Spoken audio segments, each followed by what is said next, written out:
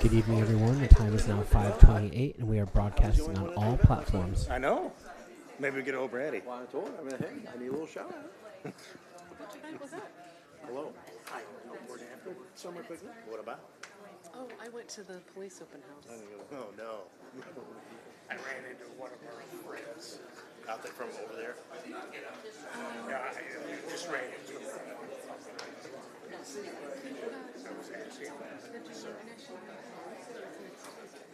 For that guy to tell me we can move forward. That's really about it. It is. No, it's Really pisses me off. but it tends to. So I hear you. Thank you. No, I feel good. But I think it's nice. It gets colder. It can. But it's like 100 degrees outside. Like today, the heat index. Well, my grass need it. Trust me, I know. Yeah. I like mine to stay green.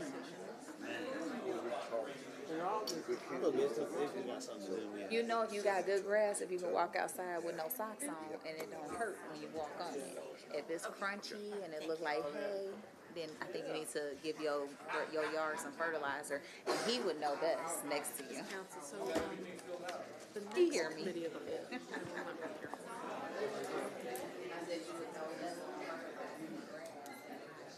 She's bragging on her soft grass, so that's great. This is the price I pay for your. Edged up. Okay, Mr. Chairman. Good evening. Have the time of 5:30. I'd like to call the Tuesday, July 29, 2025 Committee of the Whole to order, please. Please stand for the Pledge of Allegiance. I pledge allegiance to the flag of the United States of America and to the republic for which it stands, one nation, under God, indivisible, with liberty and justice for all. Speedy Gonzalez. Thank you. Mr. Clerk, would you please take a roll, please? Yes, sir. Alderman Cox. Here. Alderman Gregory. Here. Alderman Williams. Here. Alderman Rockford. Present. Alderwoman Purchase. Here. Alderwoman Netriano. Alderman Carlson. Here. Alderwoman Conley. Present. And I do Alderman believe Donlin. you just promoted Alderman Carlson. Carlson Okay. to an alderwoman. Boy. Anyway, back to where we were. Congratulations. Alderman Hanauer. Here. Mr. Chairman, you have a quorum. And Alderman Donald's here too, for the record. Messed up. Thank you, Clerk. Sorry, clerk, I threw you off. That's on me. I'd accept a motion for the approval of the July 8, 2025 committee meeting. So move, Chair. Second. All in favor? Aye. And I think we need a motion for. Oh, yes. Mr. Chair, I'd like to make a motion to allow Alderman Cox to So moved. participate Second. remotely. All in favor? Aye. Thank you. Approval of the minutes. At this time, I make a motion, we go into executive session? second. Under exemption 23, the operation of a municipal utility, including the contracts relating to the purchase of electricity. That's a good idea. Motion is second. Thank you. But you have to vote. All in favor? All in favor? Aye.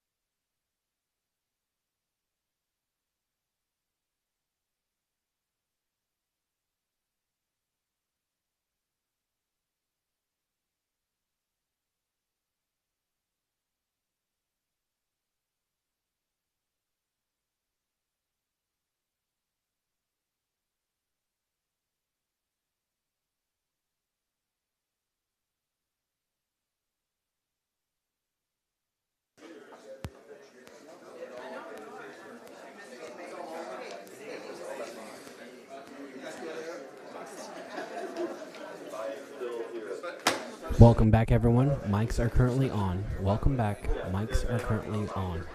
We'll brief you on it later. Oh my God, I never had so many. You guys were here.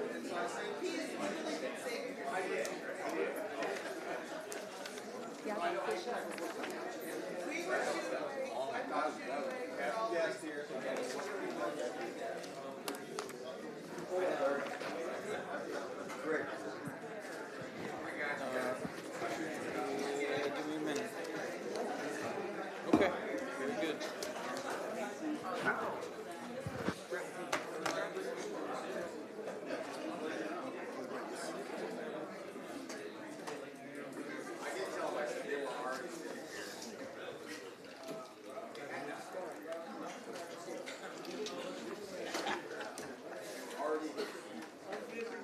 I can make it out.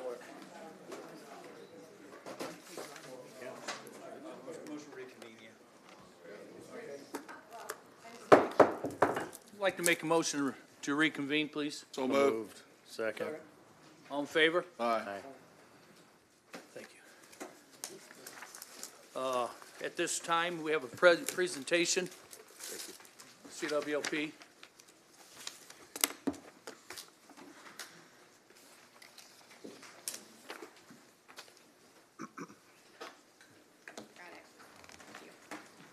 Hello. Well, good evening, and I'm Melissa Seymour. I'm Vice President of External Affairs for Sun2O, which is the developer for the project Lincoln Capital Land that we're going to talk to you about tonight. And this is Jimmy Ballew of Ballo. I can't pronounce his name. So Jimmy Ballo, he's the VP of Engineering, and we're both going to do a presentation tonight just real quickly on the project. We're going to talk a little bit about who we are, about why this is such a great opportunity and what's going on sort of in the landscape around us that makes this a good opportunity, and then talk a little bit about the project. So first, just a little bit about Sun2O, and yes, it's kind of a funny name, but it's sort of like H2O. If you think about H2O, we're the Sun2O of H2O, so of sun. That's kind of how it was formed, and it was founded in 2016. We are a power infrastructure developer, and the reason we don't just call ourselves a renewable developer is because we have both wind, we have solar and storage that really go on the development side, but we also have an HVDC transmission line, so a big, large-scale transmission project in the Pacific Northwest that we've been working on. So we have about 5,000 megawatts of projects that are under development. And really what we do is kind of a unique thing. We're not a typical developer. We like to work with companies like CWLP on creative and innovative solutions to some of the problems that are facing us and why we bring these projects forward. And I have to say that we work with a lot of utilities, and it's been a pleasure and kind of a privilege to work with CWLP because they've been thinking outside the box and very creative about this. So we formed really a deep partnership with them on this project. We have a partner called Desri. It's DESRI. We don't have a slide on them, but Desri is going to would be the long-term owner and operator of the projects that we develop. That's kind of how we partner with them. So we do all the development on the front end, and then they do the owner and operator piece on the back end. They are one of the largest independent power producers in the United States right now, and they have operating about 6 gigawatts of wind, solar, and battery storage, and about 5 gigawatts that are in the pipeline getting developed right now. That'll probably be online in the next few years. So for the combination of Sun2O and Desri, we're really in about 25 states across the U.S. and Illinois. We have multiple projects that have been developed and a few that are operating already. So we have experience working in Illinois. So why is this an opportunity that we should do now? So this is kind of, we're at the crossroads of a lot of different changes that are taking place, both from the MISO perspective. So if you've heard of MISO, the Regional Transmission Organization, which CWLP is a member of, and we're also at the crossroads of what the the government has done with the One Big Beautiful Bill. So I'm going to talk a little bit about the MISO process first and why it's important to strike now while the iron's hot, and then talk a little bit about what happened in the One Big Beautiful Bill that makes it a good time to do something. So MISO, as you probably are aware, they do, one of their responsibilities is to hook generation up to their large-scale transmission system. So they're the ones that study you to be able to hook you to the high-voltage transmission system and provide you with an agreement at the end of the day. You have to go through them to do that, and they provide you that agreement. One of the issues that MISO has had with what they call the queue process for getting generators interconnected is it's taken multiple years, and it's gotten worse throughout the years. So right now, for example, they are still looking to get agreements to queue projects that have been in the generator interconnection process since 2017 and 18. So it takes that long to get through their process to get studied. So they saw that as a problem because resource adequacy, or the ability to match generation and load, is starting to become a problem with all the retirements that are having in MISO. So they're seeing a problem with meeting reliability needs going forward. And so they said, we have to do something about this queue and allow projects that are shovel ready to actually come online a lot faster. So they did what they called the expedited resource addition study process, or ERAS, or ERAS is what they call it. And so ERAS is a process to be able to allow generators to come online within 3 months if you qualify. So again, remember, we're looking at 2017 and 18 projects, and this allows you to come on in 3 months. There's only 50 of these projects they're going to look at over the next several months, and in the first tranche, they're only going to look at 10 projects. So the first cycle opens in August 6th, actually, and so it's right around the corner. And so they're only going to look at 10 projects in that time frame. So this is a very fast process, and what you need to show that you can be in it is the need for the project. You need to show that you have a need that you need to meet for your energy requirements going forward. You need to show what resource you're going to use to meet that need. And then you have to have what we call verification from ARERA, which in this case would be the city council. So it's the body above the utility that approves rates and approves these kind of contracts. So that's why we're coming to you, and that's why you have a resolution and potentially an ordinance coming in front of you to get approval for this, because it has to be submitted with the application process that we're going to go through. So again, it's a short-term opportunity. There's only a limited number of folks that can be in it, and you get an interconnection agreement in 3 months as opposed to 6 or 7 years. So that's the first reason to kind of look at this quickly. And then the second reason is the One Big Beautiful Bill and the executive orders that followed. So right now, solar projects in the past have been eligible for tax credits for quite a significant amount of time, I think going out through 2033, 2034. Well, in the One Big Beautiful Bill, they modified the tax credits for solar and wind projects and moved up the dates that you could qualify. So right now, you have to begin construction by July 4th, 2026, or your project has to be in service by December 31st, 2027. So it's a really short time frame to qualify for these credits.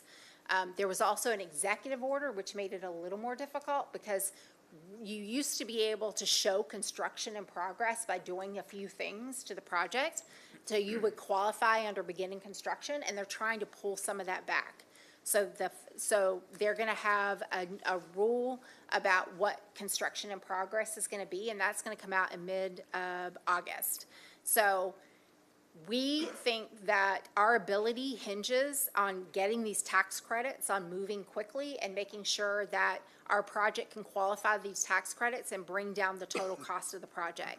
Because the folks that don't get those tax credits are going to be, they're going to have much more expensive projects going forward. So we think once we can meet the once under construction requirements of the bill, so the project would have 4 years to come into service. So we think that we're going to be able to meet those requirements if we act fast. I'm going to turn it over to Jimmy to give you a little bit of the project details. Yeah, as you can see on the map here, we have a land position that will eventually be about 1,200 acres, and we will connect into the CWLP-owned Palomino substation to the south there, near Illinois 97. And just a couple other high-level details. This project is under Sangamon County zoning, and we'll have to go for a siting approval permit that the county has done for other solar projects. So there's a precedent set for that, and it'll include a lot of different things. And we'll likely begin that process here very shortly as well. Then from the engineering and design standpoint, it's, as you guys probably well know the area, it's very flat farmland, great for building solar on, very, very minimal constraints. We see it as a very highly buildable site, and we're very excited to, move forward here if things go well. And I would just say the project is about 125 megawatts, so our project's about 125 megawatts, and we're gonna try to bring it online by the end of December 2028. So we'll be within that window of opportunity for the solar and tax credits, plus meet the ERAS requirement that projects come online within 3 years of the time that they get their generator interconnection agreement. So I wanted to be brief because I know you all have a lot on your agenda, but if you have any questions, we'd be happy to take them. Yes, we do. Alderwoman Purchase. Thank you. Oh, sorry. You okay? You did a good job because you ain't look at no paper or anything that whole entire time.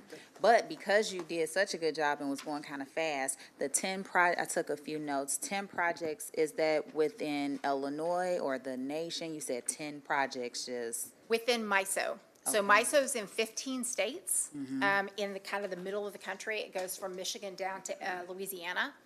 So all the utilities in those states, and they have many, there's only 10 projects that can go through in the first time period, which is August 6th through the 11th window. So they're going to pick the first ones that submit their application by 8 a.m. that morning. And then if you're 11, then you get moved to the next window, which is December. Yes, because I wrote that down. You said something about mid-August too. Yeah, so August 6th is when the window opens to submit the projects. And as you can imagine, there might be numerous people trying to submit, so we're going to try to do that very quickly. Jimmy's going to have his trigger finger on the button at 8 a.m. trying to submit that application. I think you need to be there at 6:55. Yeah. Right. I think you'll get a call every 15 minutes from 7:30 from our managing partner because he's going to make sure. Yep. But I think if you're number 11, you don't get kicked out, but you get moved to the December time period. So you miss the first 10 that get studied at the beginning of the year. And we think that's important to get in because of the tax credits expiring and everything, and being able to make sure that we can meet those requirements. So we're trying to get in at the beginning. Okay, and then my last question was within that 10, like you said, if it was 11, if something went wrong within those first 10, would that 11 get moved Yes. up? So if somebody doesn't qualify, they put in their application and they don't meet the requirements or they don't have all their paperwork, then number 11 would be put in and number 12 would be put in. So it just rolls down through the whole thing. Okay, I will save the rest of my questions for the end because it's a lot going on in that big ugly bill. There is a lot. Thank you, Chair. Thank you. Alderman Williams. Yes, thank you for coming, and thank you for the presentation. My question pertains to the location. I think you said something about we have a substation to the east, pretty much of the, yeah, okay. Now, is that all county or all city or split or some of both? So most of the land that the solar project will actually be on is county land. The substation's obviously city-owned land. Sure. Yeah. Well, that answers my question, thank you. Thanks. Alderman Donlin. Yeah, thank you, Mr. Chair. I think my question really would be better off, and thank you for coming this evening to Mr. Brown. Just real quick, so what, according to the amendment that we have on our desk, what we're really asking for is us to commit and to come up with $49,000, is that right? Correct, yes. Basically, the process for this, the ERAS process in MISO is $100,000. So Sun 2.0 is providing the remaining amount of that with this. So we've kind of both got skin in the game, per se, to move forward with. But, you know, it's some of the features for that is basically getting the capacity, the entire accredited capacity of the 125 megawatt facility at a very, very small price. I think it's an unheard of small price. I mean, Yes. wow, thank you for clarifying that. And then secondly, just a question on the map itself.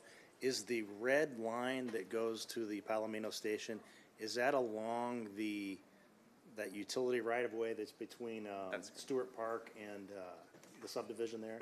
Correct. So we wouldn't need any additional right-of-way. It's not essentially Right. messing up homes and interfering with, And they don't have the final designs, but, more than likely to probably be underground okay, even better. transmission line. Thank They you for would that. maintain that up to our substation, and that's when we take it over. Thank you. Thank you, Mr. Chair. That's all. Thank you. Alderwoman Conley. Thank you, Chair. Alderman Donald, and thank you for asking most of my questions. Anytime. So my final question then just remains for you to submit for this on August 6th. We do not need permitting decisions from the county. You just need kind of this purchase and this agreement. Okay.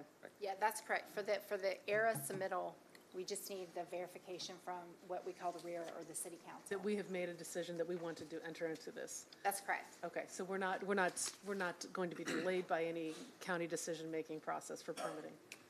Okay, wonderful. Thank you very much for coming in tonight. This was very Thank you, informative. Alderman. Thank you. Any more questions? Alderman Cox, do you have any questions on this? Oh, no. No, I don't. Thank you. Mr. Chairman, we have one. Thank you for your you. presentation. We have one Thank you, Doug. and Logue. And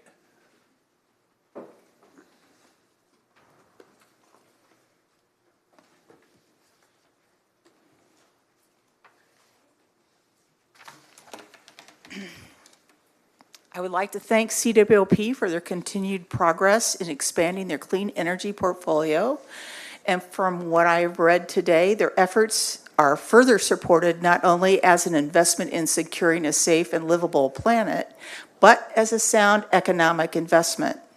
Lazard Incorporated, a well-established global financial advisory corporation, states in a report this July, electricity that fossil fuel plants produce is more expensive for consumers and businesses in comparison to renewables. Last month, Lazard issued its energy report, which compares energy sources for new power build generation on a no-tax incentives basis. And this is without the current tax incentives. Lazard found renewable energy remains the most cost-competitive form of generation. As such, renewable energy will continue to play a key role in new power generation in the U.S. This is particularly true in the current high-powered demand environment, where renewables stand out as both the lowest cost and the quickest to deploy resource. The unsubsidized cost of renewables has plummeted since Lazard began its levelized cost of energy calculations in 2009. Solar generation per megawatt hour is now 84% cheaper than it was 16 years ago. Onshore wind is 55% cheaper. The price of peaking gas that is used during peak times to supplement the other energy has also dropped, but by far less percent, at only 27%. Meanwhile, the cost of coal-generated electricity has risen 19%, nuclear-powered electricity as a whopping 47%. And let's not forget battery storage as a major asset. Mike Schutz, Director of Bowman's Renewables and Power Delivery, who also focuses on identifying, securing new opportunities in clean energy, states, there is a growing recognition that the grid needs more flexible, dispatchable assets. The fact that tax credits for storage are now secure through 2033 gives the industry a window of stability. The market didn't expect this to be a breakout moment for storage, but it is. The time to invest in battery storage is now. PacifiCorp, the largest grid operator in the western U.S., has a 2025 IRP that includes total storage selections of both 4-hour batteries and 100-hour resources, and that's that new iron air battery I've been talking about. It's finally coming online, adding up to a total of 7,524 megawatts of new storage projections by 2045. At the beginning of this year, the Department of Energy's announced a conditional loan commitment of $2.552 billion to Pacific Court for building and reconductoring transmission lines. You guys we're hearing about how we need stronger transmission lines, and the reconductoring is a way to not totally replace everything. It can just address the lines. The utilities IRP includes iron air battery data provided by Form Energy, which has begun production of the iron air battery this year. The 4-hour batteries are available now and can be multiplied to give longer storage times. It should be noted that there has been an estimated $3.5 trillion worth of lithium discovered near volcanoes on U.S. property in the West, so that should really explode the market. Small nuclear energy reactors are being pushed. However, there's a second page. Ed Lyman, Director of Nuclear Power Safety, states that small reactors, when comparing the total cost of different power sources to small nuclear reactors, what really matters most is the cost to produce a kilowatt hour of electricity, and that depends on the cost of building it, the cost of operations, maintenance, fuel, and other factors. Currently, there is only one small nuclear reactor under construction in the whole world, and that is in China. And now there is a canceled project in Idaho that was estimated to cost $20,000 per kilowatt, $5,000 more than a large reactor. Once renewables are established, waste issues and fuel are minimal. Having radioactive waste and fuel in extreme weather events such as major flooding and earthquakes brings the danger of releasing high levels of radiation into the local area. And then there's the waste. Would you want radioactive materials transported in your area or buried near your city? Anyway, the time is now to invest in this, and I'm really glad that CWLP has taken the initiative. Thank you.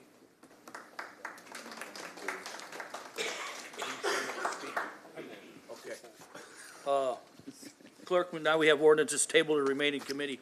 Would you please read the ordinances? Ordinances tabled to remain in committee. 2025-247 is an ordinance amending ordinance 499-12-24 with Green Demolition Contractors, Inc. for abatement and demolition of the Old Town Apartment Complex by changing the funding source and authorizing supplemental appropriation in the amount not to exceed $508,000 for the Office of Public Works. 2025-281, an ordinance authorizing supplemental appropriation in the amount of $115,928.94 from the interest earned from assigned fund balance Wagner request for the purchase of furniture from Resource One pursuant to a joint purchase contract number R22-40101 for the Lincoln Library. Any movement on either one of those ordinances? Mr. Clerk, please read ordinances for CWLP. Ordinance for committee consideration, CWLP. 2025-282 is an ordinance authorizing an amendment to the state work agreement and additional funding in the amount not to exceed $176,750 with CGI Technologies and Solutions Incorporated for the utilization of vendor training academy and additional job aids for the total amount not to payable of $12,669,555 for the Office of Public Utilities. Move for consent. Second. Any discussion? All in favor? Aye. Ayes have it. 2025-283 is an ordinance amends a lease extension agreement with VB-S1 Assets LLC for 4 wireless telecommunications antenna sites for the Office of Public Utilities. Second. Second. Any discussion? All in favor? Aye. Ayes have it. 2025-284 is a resolution confirming capacity needs for the Mid-Continent Independent Systems Operator, MISO, for the Office of Public Utilities. Motion to adopt amendment number 1. Second. Any discussion? All in favor? Aye. Motion to accept, Accept move, what, Second. we going to how As are we amended. doing this? Motion to approve is amended. Motion Second. to approve as amended. Motion to put on consent is Consent, amended. yeah. Second. As amended. Any discussion? Second. Got a second? already did. Okay. Third. Any discussion? All in favor? Aye. Thank you. Public Works, 2025-285 is a resolution for temporary closure of a portion of Illinois routes 97 and 29 Jefferson Street from 6th Street to 9th Street for the Power Light Abe's Car Show cruise to be held on August 1st, 2025 for the Office of Public Works. Motion for consent. Second. Any discussion? All in favor? Aye. Ayes have it. 2025-286 is a resolution for temporary closure of a portion of Illinois routes 97 Jefferson Street from 9th Street to 5th Street for the annual Halloween parade to be held on October 25th, 2025 for the Office of Public Works. Motion for consent. Second. Any discussion? All in favor? Aye. Ayes have it. 2025-287 is a resolution for the temporary closure of a portion of Illinois State 97 Jefferson from 5th Street to 9th Street for the annual Christmas parade to be held on December 6, 2025 for the Office of Public Works. Motion for consent. Any discussion? All in favor? Aye. Ayes have it. 2025-288 is an ordinance approving an agreement between the City of Springfield and Union Pacific Railroad, UP, for the legal costs for Springfield Rail Improvements Project for the Office of Public Works. Move for consent. Second. Any discussion? Any discussion? All in favor? Aye.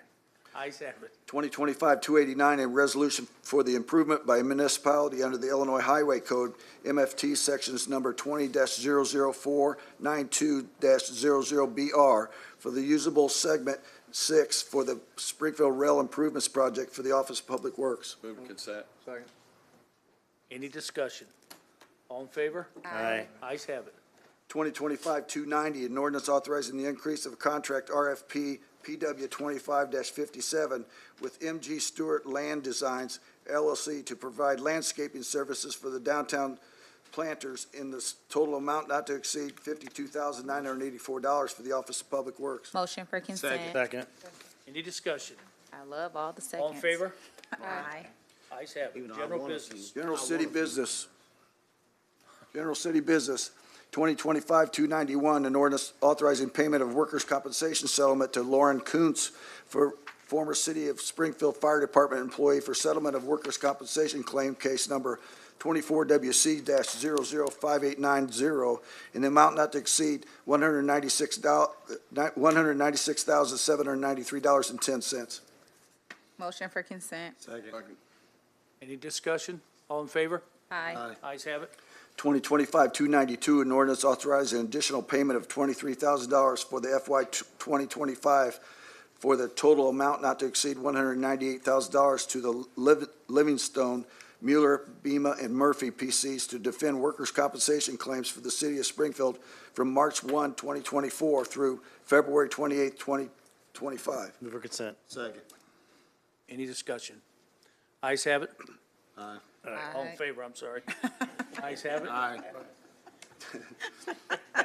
2025-293, an ordinance to decrease the number of Class AA liquor licenses by one and increase the number of Class AA liquor licenses by one due to the sale of business by Joe Giannazio, DBA Track Shack, located at 2033 East Laurel Street.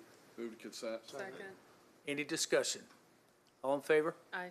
Ayes have it. 2025-294, an ordinance to decrease the number of Class B liquor licenses by one and increase the number of Class B liquor licenses by one due to the sale of the business of GPM Midwest LLC located at 3801 South 6th. Move to consent. Second. Any discussion? All in favor? Aye. Ayes have it. 2025-295, an ordinance authorizing approval of the change of the city health insurance plan to modify coverage of the GLP-1 medications effective September 1, 2025. Move for consent. Second. Any discussion? All in favor? Aye. Ayes have it. 2025-296, an ordinance authorizing various supplemental appropriations for the year-end budget reconciliation of the fiscal year 2025 for the Office of Budget and Management. Move to consent. Second. Any discussion? All in favor? Aye. Ayes have it. 2025-297, an ordinance designating 541 East Black Avenue, Springfield as a historical landmark. Move to consent. Second. Excuse me, I'm from the Historic Sites Commission, I'd like to make a presentation. Hold up, what? Please sign up. What'd he say? He's from the Historic Sites Commission. Did he call in for any presentation, or did you call in to sign up to speak? Okay, He signed up this morning, so we let him know he was after the 24-hour period. You didn't sign up in time, sir, sorry. okay. Next ordinance. We got to vote. We have to, 2025 Hold on, Chuck. Did we not vote? for consent agenda, correct? We made a motion in a second. Motion is second. Any discussion? Yes. Clarify Go for right the ahead. consent agenda. I'm sorry, Alderman Williams. Can you explain to me or, educate me on the historic significance of this address? Whoever the sponsor is. I mean, we're saying we want to make it a historic marker, am I correct? Yeah. I'm just asking, what is it and what makes it historic? It used to be my ward, the King's Daughter home, but now it's in his It's a ward. King's Daughter. It's a King's Daughter's home. It's located over by In Lincoln Park right area. across the street. Additional information if you'd like, and actually Bob is here, not necessarily for a presentation, but we can answer any questions you have about this site. Okay. Yes, I do. Okay. He even has a shirt on. Certainly, he's even got the shirt on, yeah. We also Okay. have the potential owner Yes. of the site here. We're not trying to make a big presentation, but we can answer any questions you have about it. Julia, we also have here as a handout, landmarking brochures. Actually, the Office of Planning and Economic Development developed these brochures, just very basic ones last year, because there has been some interest recently in landmarking some sites. What it really leads to in the long run is allowing those sites to actually have to do more work in order to stay in compliance, which is great in preserving a historic site here in Springfield that has a lot of historic buildings. I'll let Bob speak directly to this site on Black Avenue. Thank you. My name's Bob Immel. I'm a commissioner with the Historic Sites Commission. Marjorie Merriweather Post, born in Springfield in 1887, was an American businesswoman, socialite, and philanthropist. She was the daughter of C.W. Post and eventually became the owner of General Foods Corporation. Her four husbands included broker E.F. Hutton, Joseph Davies, who was served as the U.S. ambassador to Stalin's Soviet Union. Now, at the age of 27, following her father's death in 1914, Marjorie inherited a fortune of $20 million and took ownership of the rapidly growing Postum Cereal Company, founded in 1885. Under her leadership, the company experienced explosive growth and eventually became General Foods, acquiring well-known products such as Jell-O, Maxwell's Coffee, and Birdseye. For much of her life, Marjorie Post was regarded as the wealthiest woman in the United States. Although she only lived in Springfield until she was 3, she held a special fondness for her birthplace. The King's daughters purchased her childhood home, and the Post family contributed to the King's Daughter home for decades. In 1953, the home changed its names to the Carrie Post King's Daughters Home for Women in honor of Carrie Post, C.W. Post's mother. Now, after a disastrous fire in 1902, C.W. Post donated $5,000 towards rebuilding the home, along with an additional $5,000 for an endowment fund in memory of her mother. Later, in 1920, Marjorie Merriweather Post donated $10,000, which facilitated further expansion of the facility. Ultimately, the home became too costly to maintain, leading to its closure in 2006. The building was sold to Benedictine University at Springfield, which converted it into a dormitory. However, with the rollback of the school's Springfield operations, the former King's Daughter home, along with the rest of Benedictine's North End campus, was closed and put up for sale in 2018. Now I'd like to turn it over to Yolanda Rice, who's going to talk about the future of the property. Thank you. Thank you, everybody. Again, my name is Yolanda Rice. I'm of 541 Black Partners LLC, and it is our company that will take possession of 541 East Black Avenue with the intentions of converting it to an extended stay facility for traveling nurses and nurse students. We will be providing 1-bedroom and 2-bedroom apartments that would be furnished for extended living from 9 months to 12 months in their objectives to pursue their nursing careers and pursue their nursing education.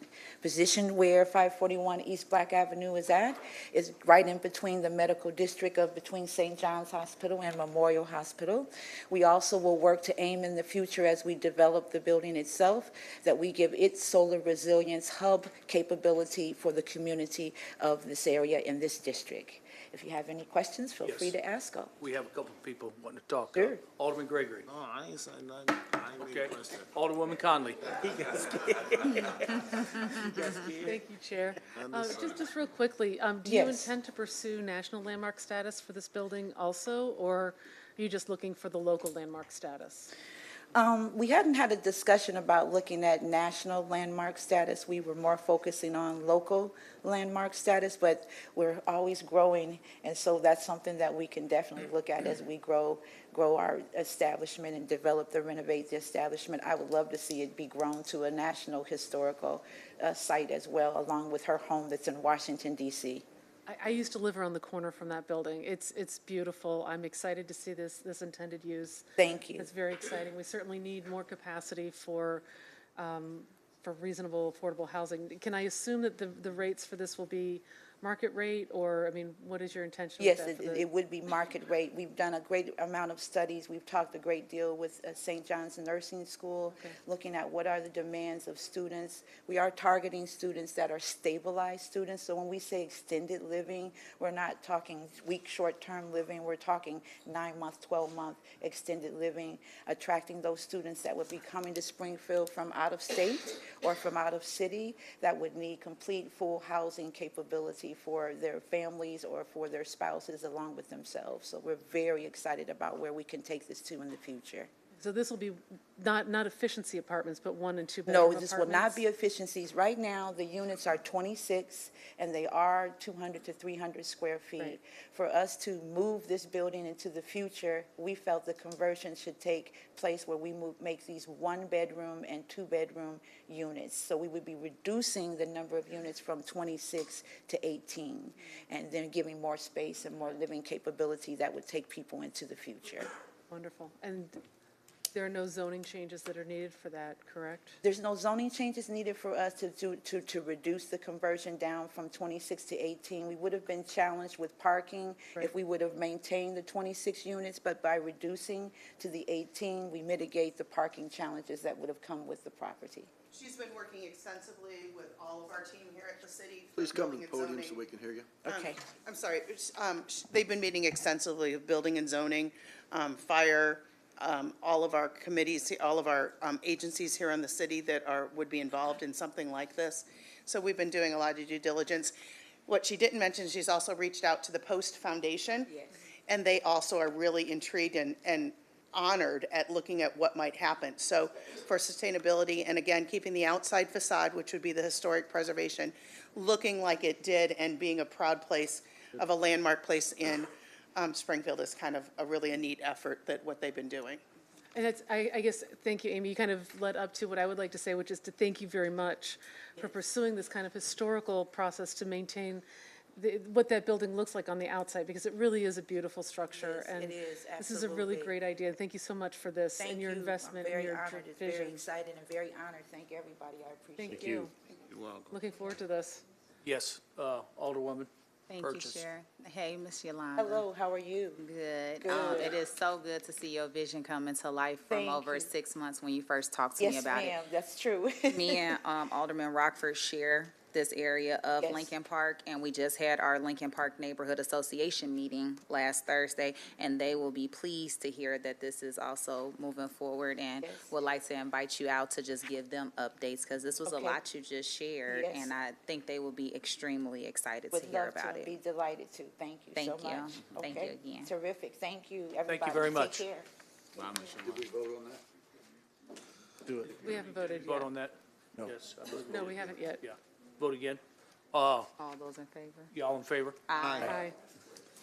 Sometimes Ayes have it. You get lost when there's so much talking. 2025-298, an ordinance authorizing the expenditure of cannabis tax collected under the section 100-56 through 100.58 of the Springfield Code of Ordinances as amended in designated area and appropriating 50% of the tax collected for exterior repair assistance to the homeowners for economic development purposes in the amount not to exceed $165,073 for the Office of Planning and Economic Development. Motion for consent. Second. Any discussion? Real quick. Yes, sir. Just a clarification, Corporation Counsel, I hope this is this a error? It says tax collected for the exterior repair and assistance, the programs for interior and exterior. Is this a typo of the actual program? We can add that. Yeah, it's for our rehab program. Okay. All right. I'm just making sure, because that program is for interior, exterior, rehab, and I just want to make sure our record reflects that. What do you need me to rehab? You need me to add something, Greg? We'll look at it. We'll look at what was awarded, and if we need to bring that to change it, we can. Okay, thank you. Any more discussion? All in favor? Aye. Ayes have it. 2025-299, an ordinance approving small business redevelopment assistance for several businesses utilizing cannabis tax funds in the amount not to exceed $406,000 for the Office of Planning and Economic Development. Motion for consent. Second. Any discussion? Real quick, Yes, Chair. Alderman Gregory. Just real quick, Miss Amy, and Miss Julia Griffin, thank you for your time on this. My only one question is about those who did not make it into this award, and what is our plans with those? I know we've sent out some, I wouldn't say denial letters, but not right now letters. What's our plan going forward with them? It's an annual grant, so we're gonna contact the ones that didn't make it. We sent out the denial letters, and within that letter, we put other alternatives that they could apply for now, and we also let them know that if they'd like to reach out to our office, we've got a list that we're gonna contact you February next year if you're interested in applying again, and we're also working with other departments to make sure we can make sure that they're ready to apply this time and have everything they need. Okay. For instance, the Small Business Institute, things like that we're working with community relations. We want to make sure that people do understand, it's kind of one of those things, we spread the word more, so we got more applications. We even got applications from outside the cannabis zone. But what we did was we discovered that there were people that are certainly, as we know, vying for support in many ways. So we're also thinking about ways that we can continue to support them or support them in other ways. So we have running lists, running files of these people, and always on the lookout of things that we can do to support them in other ways. Maybe just even education about business, as well as what other resources are out there. But this is the third round of cannabis. All told, just under $200,000 more of allocations. What that meant was we worked with people from day one. Julia has had ongoing phone calls, one-on-one meetings with people to explain more about the program to them and explain and start out by out in the community telling that the program even existed or that they could apply. So we're making strides. We've still got a ways to go. We've still got things to look at with this, but I'm excited about the fact that there's more money going out the door to more homeowners and more businesses, and we'll go from there. Okay. So what I would like to do, and I definitely think that it's going to be important to match them up with some different programs that can help them. But I just the ones from this last round, I want to work with them. So if they need to write a letter to you guys, I would like to meet with them or get their paperwork. So and if we can document what they need to get done better or what struggles they had, I would like to be a part of that and get them to where they can apply and get some of this. And I'm saying this because, when some of those letters went out, there was some very, very hurt feelings. Some of these businesses and people put a lot of work in and which thought they were putting in a lot of work or whatever. I had high hopes for it. Some are, I'm just always going to be frank. brothers with gold teeth who are looking to go about life differently and work hard, and that's sort of what this is for. And we want to see it reach that deep, and that's the reaching that I'm doing. Not saying that the selectees was not in some of those in that category, but we have so many more that are holding on to a limb of hope that they may one day receive. I mean, whether it's cutting grass for the city and trying to get their grass business off the ground, or running different businesses that they've been running out of their homes and things of that nature as well. So I definitely want to work with those, that last section of who didn't make it, go over their paperwork with them, and help them succeed going forward. Okay? All right, appreciate you. Okay. Alderman Williams? Yeah, Director, I thank you and your staff. I have no disagreement with what has happened these first 3 rounds. However, I want to say to you and to the alderman, we're going to be a little aggressive. I go to neighborhood association meetings, and they always say, oh, you let Ward 2 dominate, or you let Ward 2 get the most. This program, this cannabis program, is for both wards. And I always understood the greatest need was in Ward 2. Now I'm to the point to where in this next round, I want to get with you guys ahead of time so we do a little more teamwork together to advertise, to get some more of my people to come on. And finally, I agree with them that it's time for them to get their share. Let's say it like that. And absolutely, and that's one thing. I mean, Julia went door to door in some cases. Yes. We had the community meetings, and it tied in really well. We were doing a lot of things with talking to the community about our CBDG 5-year planning, and really we're able to get the word out in a lot of ways. We'd like to do more one-on-ones as possible.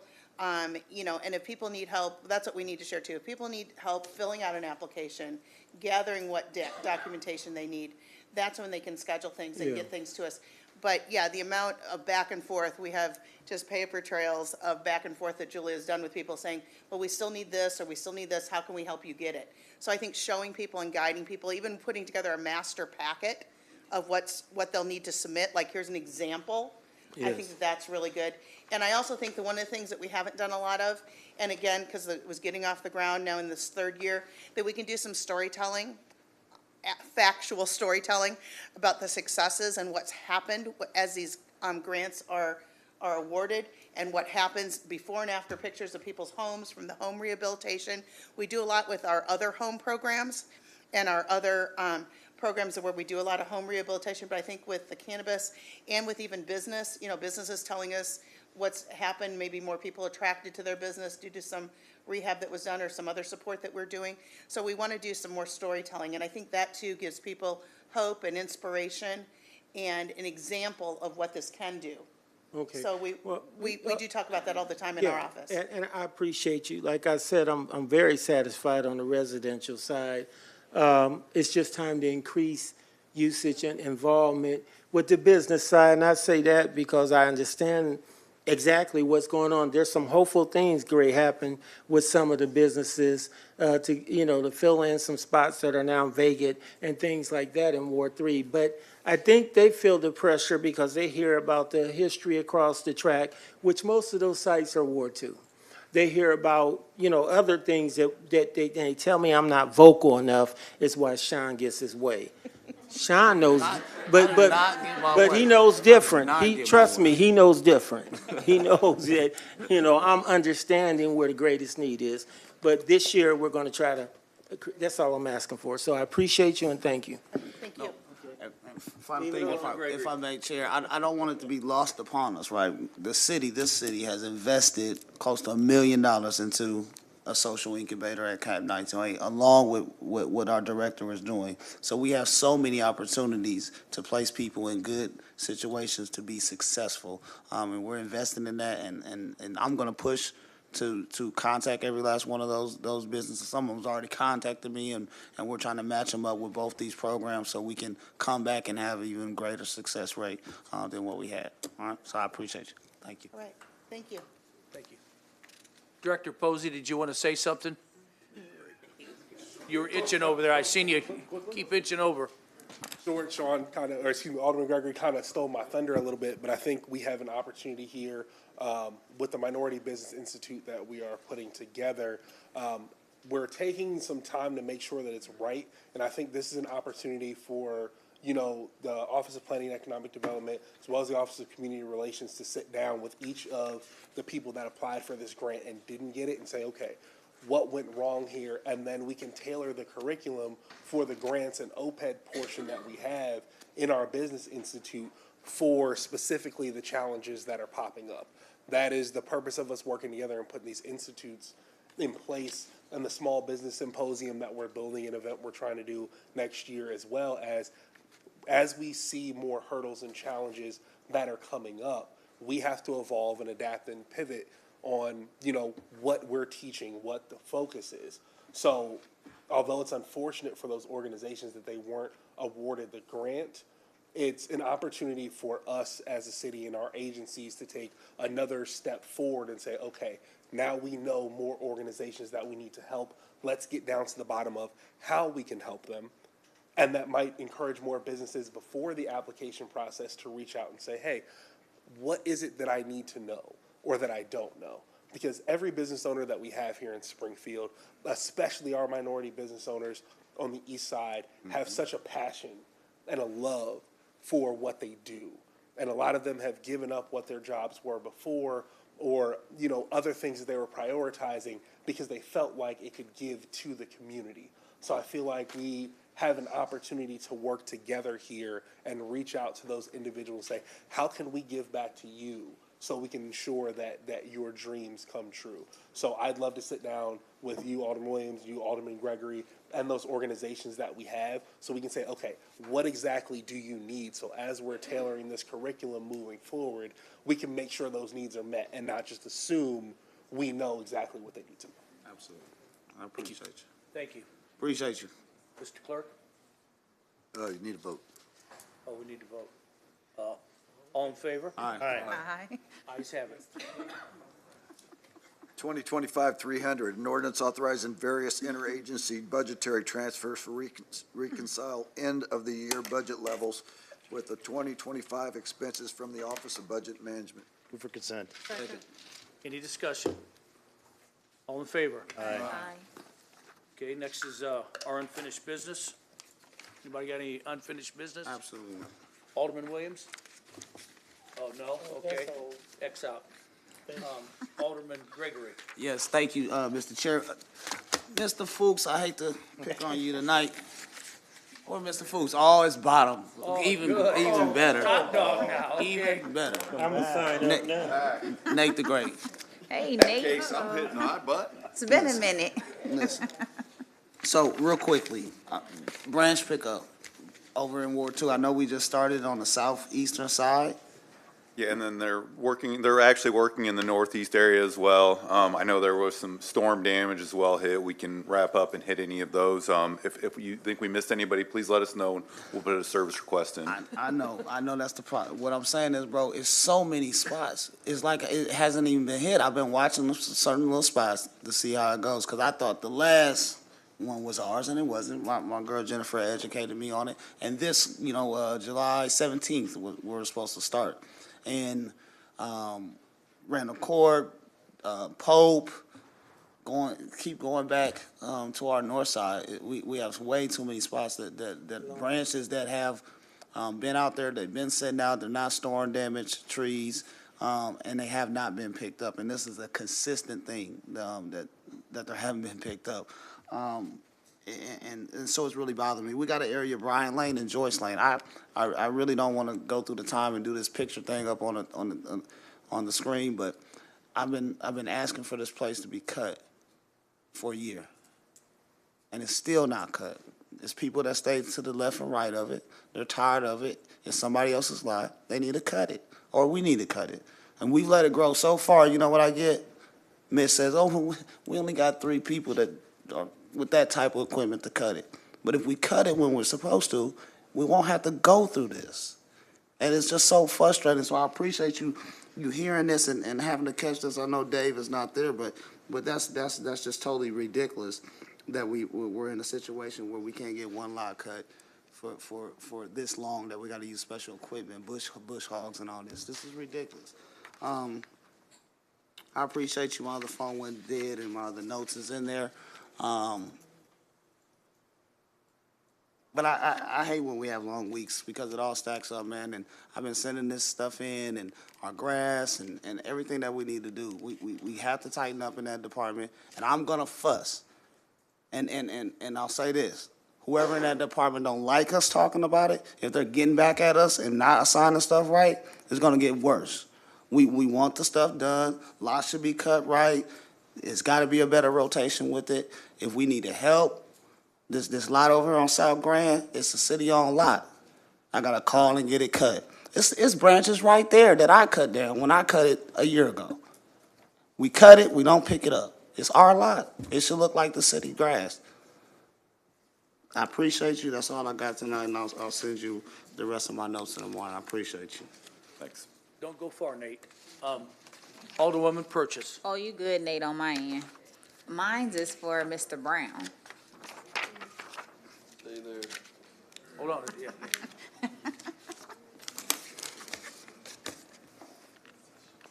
Mine's is a little gentler. I just have one small request, especially after hearing about today and the amendment that we had to add in, Doug. I wanted to see if we can have our CWLP meetings that we do where me and Alderwoman Conley are on the committee and listening to you all, if we could think about having it outside of the committee of the whole. That way the community can engage and ask questions. I've been getting concerns about it feeling like we just hear the presentation and there's not really a lot of dialogue. And I think it would be a great opportunity too for like Ms. Debbie. I had spoke the last time she was up there and I asked could we do some more things in the community. We just had an awesome, I had an awesome time at your event where I got to learn about the different things that's going on, the boxes and stuff. I think all of that plays into times when we have our budget requests that you all need, and it's like literally educating the community. So I'm hoping that you all will be open to that and consider it. Well, I guess, I'm trying to think how many years ago, we started doing some meetings like that, and then the council kind of took it over. So, we can revert back to that, but you'd have to change code. Okay. Or we could add to it. Yep, or add to it. I was gonna say, Corporation Council, can you send that to me and Alderwoman Conley so we could look it over and chat with you? Yeah, sure. Thank you. And that was my main question to ask, because that lady, she has so much to say, and I can't even remember how to interpret it back into the community, but I know you all are the experts, and just listening to Ms. Debbie I know they had, we've had some meetings in the past, and like went to their type of meetings, I guess you might say, and, the turnout. No, not really. I would say it kind of had the opposite effect, that we were allowed to speak, that kind of stuff at the first one, second one, reduced role, then towards the end, it was basically asked not to even attend, so. Well, you got two new people This is a little with you. different, so hopefully this would be, a little bit more well-received, I guess, but.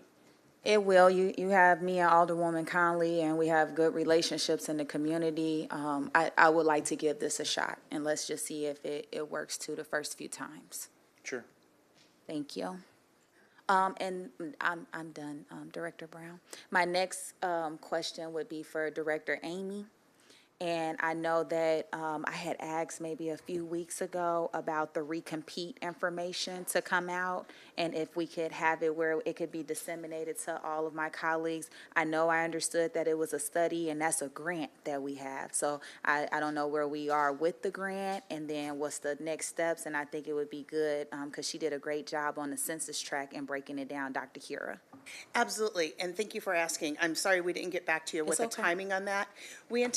What we're shooting for is in November, we're going to have a lot of that data collected where we have it collected, a lot of it disseminated into a visual that we can show everyone. And, we're working on, we certainly not an implementation grant because that one hasn't come out and we don't know if it's going to come out. But instead, we're trying to put that data into real action in lived experiences out in the community. So comparing numbers and comparing data that we've gathered, then to, again, more input from the community. So that's what we'll be working on the next few months. The grant does end in January, so by then we have to have our final. So in November, I think that we'll have a very nice presentation to share with everybody and talk about how we've come out as we've been using that money and working with that. I have to say, just as I did a little bit ago, we're actually collaborating with our own community relations department as well on, again, getting some of that face-to-face outreach to the same, and that's when you don't use data, so the same people from that data being gathered. So we can look at make sure that we're gathering information that actually then we can put into other programs, we can put into other uses, we can put into other grant applications. So we actually can implement these things and they're not just numbers on paper.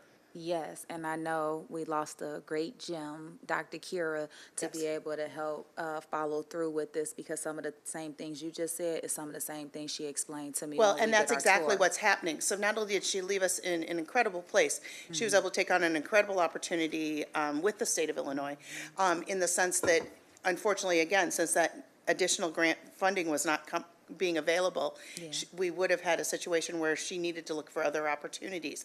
So instead, what we've ever done is we've been able to turn internally and look at who do we have that can also implement that. We've also, during that timeline, brought up to speed a wonderful new grants coordinator in the position that I previously held. So he now is working with some of the same people, all of the same people that Dr. Rogers was working with. So we haven't lost a step in all of this. Instead, we keep moving forward with a lot of momentum, and we're really excited about it. Me too, that's why I keep asking you. Yep. Thank you. Thank you. Alderman Gregory, did you want to follow up? No, I would not with Miss Amy. I was gonna try to catch Doug, but, I'll wait. Okay, right Alderman there. Williams. Okay. He right there. I need, Nate, Director Bottoms, or what are you now? Engineer Bottoms, I guess. Now, Adloff, can you give me an update? Yeah, construction should be starting next month. Well, you caught good me enough? off guard with that, okay? So we don't need to talk to the senator or none of that. We got a start date next month, August. Well, you know that's in a few days. Okay. It's All right, we'll planned go. to start later next month. And I appreciate you, because I know we've been a long time doing this. My second question deals with the EPA, really, because me and a colleague, I won't say his name, but he seems to think that when a citizen tears down something, they're not beholden to the unsafetiness of removing and abating and, all that stuff. But when we do it, we are. And I argue it's either safe or it's unsafe. Which is it? So in your mind, and I'm talking about a building I'll tell you where it's at, South Grand and Wheeler, the owner is finally taking it down on their own after being told by Katia that, at the end of the month, then we'll start this process with EPA, and it might take 4 months for it to go down, because we have to abate it, and we have to apply, do all these EPA stuff, and then it goes down. We get overheard, I guess, at this council, and the owners just start taking it down brick by brick. It's almost down. So I'm trying to find out, what is the process? Well, there are various processes. I mean, you do have to properly abate. Anybody is supposed to properly abate any type of demolition or anything along those lines. However, it's different when we have to get an order to do that, and Council Mordock can cover that further. However, if it's your own property, you can demo it quicker. So what I'm trying to get Potentially, at however, is, they do have to follow any type of EPA regulations. They are supposed to properly abate the property, just like we're required to properly abate the property whenever we're and who doing any checks demolition. that? Who checks that? Well, the EPA will check on that. So this goes And then- back to you, way back when you were the director, when we started this whole process and have been through the courts. And the judge signed off on the demolition, and we gave them X amount of time. I'm trying to get at, how can somebody over here at a meeting that they're gonna be charged for the abatement, and then all of a sudden, like magic, it starts coming down? When we was gonna do it, they were telling me just last meeting, well, that's gonna be about 4 more months because we gotta fill out this for the EPA, do this, have this kind of inspection, and then take it down. I'm trying to get to, is there any difference when a citizen does it versus when we do it?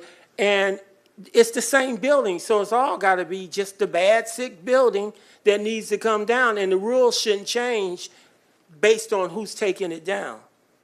Do you want me to? It's because that house had not been put on our abatement list.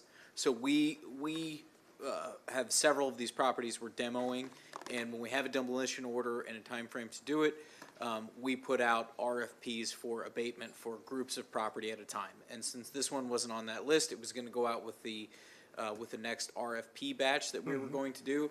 Again, we have to publicly bid for abatement. We have to put it out. They don't. They can pick a contractor, or they can go.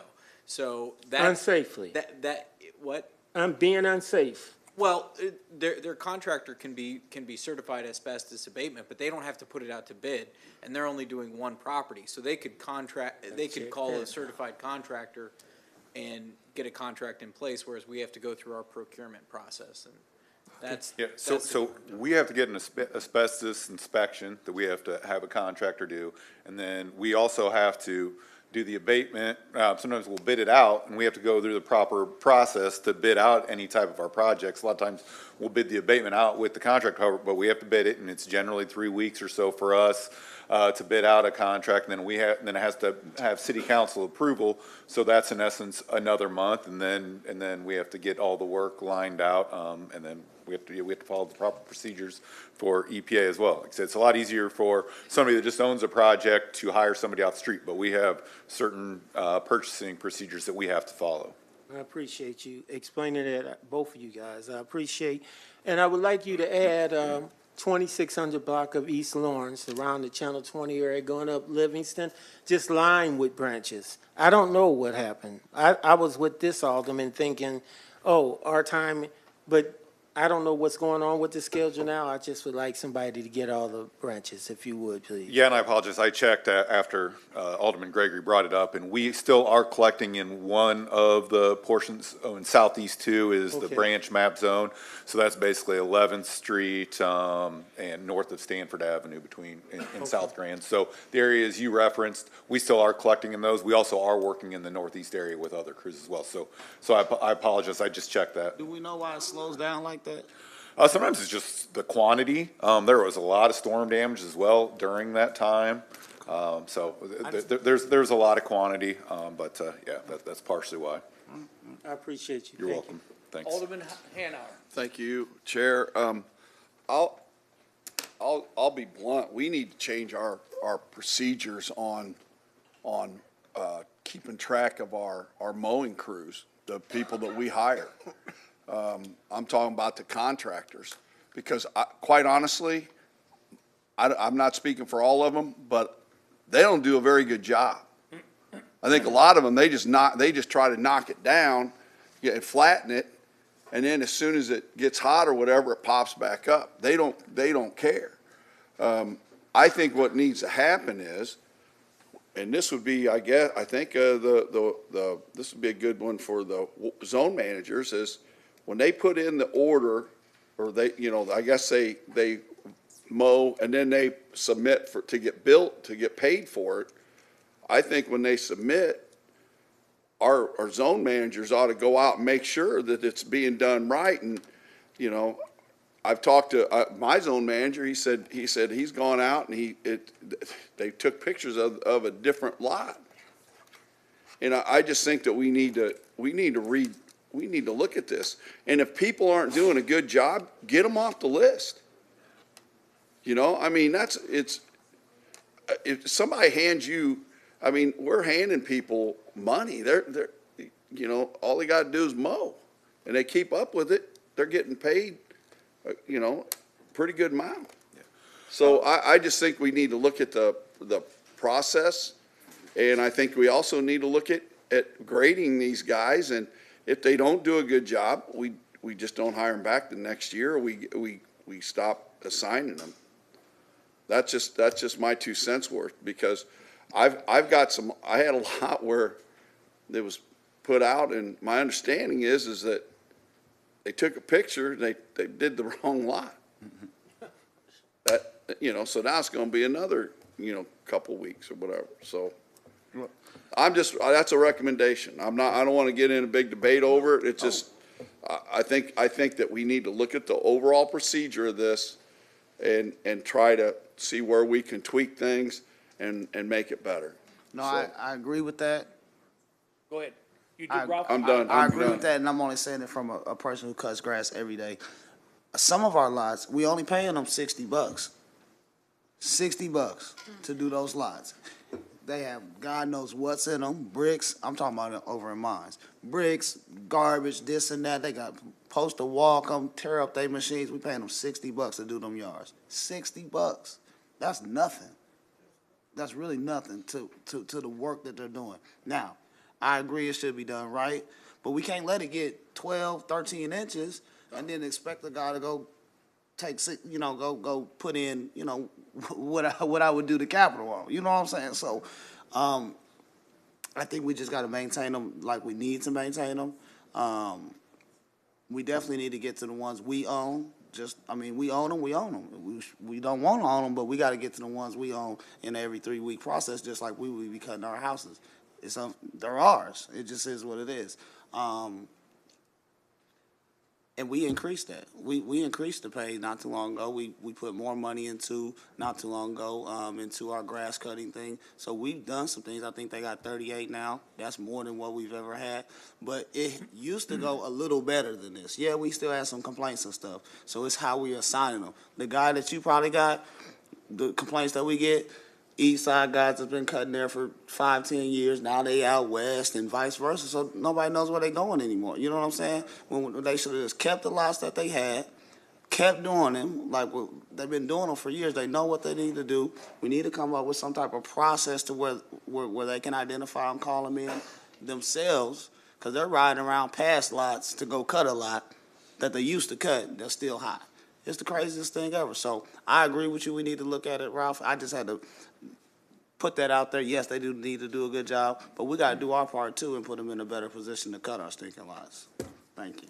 Thanks. We'll relay a message to the housing division. They are supposed to take pictures, basically with the tape measure showing that it is above the limit, and then take a before and after picture to verify and prove that they did it. And then we do also have our housing inspectors go out there and check those. But we'll definitely relay the message in regards to grouping up the contractors. We'll talk with them, see what we can do to improve our process. Thanks. Before you go, Alderman Williams, but we're talking about the same thing over and over again. And it's about time we start holding people accountable, like owners, instead of blaming the city because John Doe's not mowing his lot. How about we hold John Doe responsible? And start upping some fines or something to hold them accountable. I mean, we're blaming our city people when they've got enough to do to go mow these lots, and they're getting tall because, again, these contractors go out and look at it. We just talked about it. They don't want to get in these lots with bricks and logs and who knows what's in there by the time they get there. So again, it's called accountability, and whoever the homeowner or the landowner is, that's where we need to start, So, Ain't there. thank you. Alderman Williams? Yeah, thank you, Mr. Chair. I agree with everybody. I do think it needs to be looked at, but I think it's so many things that impact it. For example, I went rounds and around with a guy about city-owned lots. When you gonna cut them? He said, "What are you talking about? I cut them." So we've got the type of rain that's been happening that ain't normal. And so he says, "Well, I'm waiting on my next list. Then I'll cut some lots again." So is the city aware that this ain't a normal season? I mean, the type of rain we've been getting ain't just like regular sprinkle rain. These are downpours, real heavy rain, so the growth is different. Everything's different, and I'm just saying, while you're considering what we may need to do to make sure they're doing their job and doing it well, we need to make sure we're understanding. Maybe we need to give them the list or a list a little more often because it's increased. The grass, the guy just said to me, I was just there, and I have to tell him, "Oh, I remember you out there." And here we are again because we've been getting floods. So that stuff is just growing thick and it's growing big. And it would make you think 4 days later, they haven't cut the grass, when really they have cut the grass 4 days ago. It's just that it rains every day, or it rains every other day. By the way, we got storms tomorrow. You coming, so, you know. All right, thank you. Alderman Carlson. Oh, thank you. Nate, hang on. This might be more of a question for Corporation Counsel. I think we've talked about it before. Is there an escalation as far as, now, I have maybe not as many as Alderman Gregory has, but I have a number of homes where, hey, we go out and find them. Can we, like in a year, say we find them, whatever it is, can we escalate that, or do we need to change an ordinance on that? Yeah, we have minimum and maximum fines, and we change. So we've got a range that we can do, and we do escalate fines if you're a repeat offender. Do we need to codify that a little bit or not? It's in our code. Okay. Yeah, so we follow that, and we've implemented a new fining procedure now where repeat offenders get fined per day once they're on their second one. Thank you. That's it. Thank you. I got one question. Nate, wait.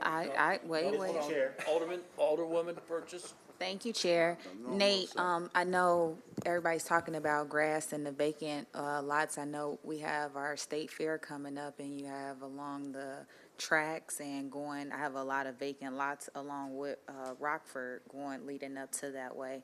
Can we check and see where the list is too as well? Yeah, and we always basically swarm that area prior to the state fair. We're rolling into the northeast area, and we'll be cleaning up those areas and make sure they're cut. Okay, Thanks. thank you. Alderman Williams. Yes, so is the landlords, I think my problems is it says Sangamon County trustee. Is that a landlord? Well, it's the owner of the property. So do we find them when our grass people go cut those lots? Are we getting our money or something from that, or do we just let it go and then put them on your list? Nate, can you answer that? Well, generally, the Sangamon County trustee lots, we just cut. They're basically. So that's part of the problem, right there. Because who said accountability about landlords? Mr. Carlson. So we need to hold anybody that is over this property accountable. Our guys are tied up with going to Sangamon County trustee lots. So that's why we can't stay on top and deal with the real landlords that we can find. The other part of the problem, and I'll leave it alone, is that half of them we can't even find or deal with. Thank you. If I can real quick on that, I think Sangamon County Trustee, I think that's a tax buying group out of Belleville, Illinois, so it'd be no different than, they're buying back taxes. So that's who Sangamon County Trustee is. So They're a tax buyer. They're still, excuse me? They don't have no responsibility for Oh, what no, they do. buy? Oh, yeah, they do. So that's what I was asking them. We need to treat them like a landlord, I guess. I don't know. Sure you do. If you're buying property. They're buying back taxes, so Larry Rockford might be the owner of this property per se, and say he hasn't paid his taxes for 3 or 4 years, so there's a tax sale, and Alderwoman Purchase is we, at Capitol Township, so there's a tax sale every year that companies, registered companies with the county can come in and buy those taxes. That's what they are. So Larry is still the owner of record until the tax sale goes through. I'll mow it in about 3 weeks. How about that? Anybody else? Thank you for that. That's really helping, but I just don't think it solves the problem. But it is very helpful to at least understand now why those lots are kind of out there. Because again, we can't find Larry, the landowner. He's right there. Anything else? Alderman Carlson? Thank you, Chair. Okay. Any more unfinished business? Let's move on to new business. Any new business? Alderwoman Purchase. Now, you ain't see my name on that board. All right, just asking. Alderman Williams, you signed up, okay. Let's move on to the citizens signed up to speak. Brianna Eilers. Looks like you've seen a ghost. I know, everybody looking for you. Ghost is. First, let's go ahead and acknowledge that I'm not missing my mother, who I haven't talked to in 3 years. decided to call the cops.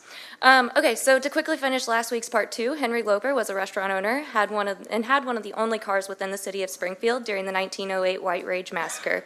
His success had been tied to bootlegging, which was predominantly conducted by politically involved white men.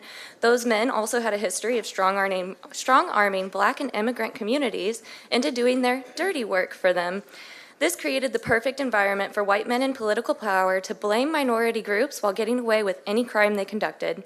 Therefore, since the beginning of time, our immigrant families, who have been given the name of organized crime by the United States government, are actually just citizens like me and you who are trying their best to survive the oppressive conditions of the white men in political power.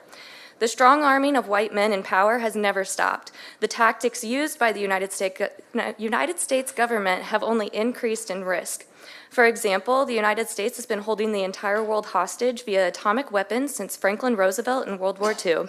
Roosevelt is usually seen in white communities as an American hero for getting the nation through the war and through the Great Depression. However, the policies that lifted white families out of poverty did not extend to black Americans, and he also built concentration camps on U.S. soil to incarcerate American citizens of Japanese descent, essentially creating our own little slice of Hitler's Germany here at home. Therefore, he was a racist, xenophobe, and doesn't deserve to be called anyone's hero.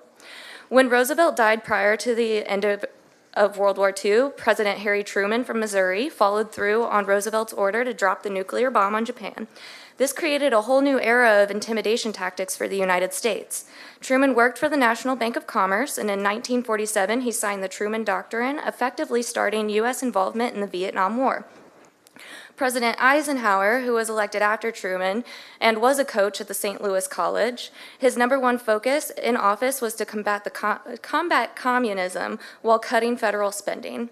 To combat communism, he considered using nuclear weapons to end the Korean War and threatened China with nuclear attack if a ceasefire wasn't reached. He had ties to the Philippines from a previous position and gave strong financial support to the state of South Vietnam. Eisenhower created regime-changing coups in Iran and Guatemala, as well as deploying American soldiers to Lebanon. He served alongside Lewis Strauss, who was an investment banker. Strauss later found himself in the position of the chair of the United States Atomic Energy Commission and the United States Secretary of Commerce. After serving one term as the Secretary of Commerce, Eisenhower's nomination of Strauss went through a long public battle that resulted in Strauss being rejected by the U.S. Senate. I personally believe this is because the Senate understood that Eisenhower's actions overseas, paired with the threat of the nuclear warfare from Strauss, laid the groundwork to traffic women and children into the United States while avoiding legitimate immigration policies. This created ample opportunity for forced labor and sex trafficking under the guise of the Chamber of Commerce. It also created increased tensions between Americans and immigrants, as these women and children were stolen and they were not given a legal means to immigrate. These methods continue today, and they can be seen in the illegitimate human trafficking businesses masked as massage parlors in Springfield, Illinois, and beyond. These parlors advertise predominantly Asian women and often show half-dressed children holding teddy bears. These women and children are often lured here with the promises of a better life, but instead they are raped multiple times a day by American men while never experiencing actual freedom or a chance at the American dream. We must not be fooled, though. These tactics don't only extend to the immigrant families who look like immigrants. They are used on all families, immigrant and naturalized American citizens alike. I can personally attest to this, as my grandfather was murdered, and his murderer was then let off easy by the U.S. government. My family was then forced into the dark web of the Chamber of Commerce with the threat of death looming overhead. I stand before you today in the state of Illinois as a victim of Epstein. Epstein worked hand in hand with the U.S. government, and it is past time for Trump and his loyalists to pay for their crimes. It is past time to expose the United States empire for what it is, and it is time we save all of our children. Black, white, Latin American, Asian, and beyond. No matter what we look like or where we are from, we must stand together and tell the empire no more. We will not be complacent, we will not be silent, and we will win this together. And also, as always, fuck Donald Trump. Polly Poskin.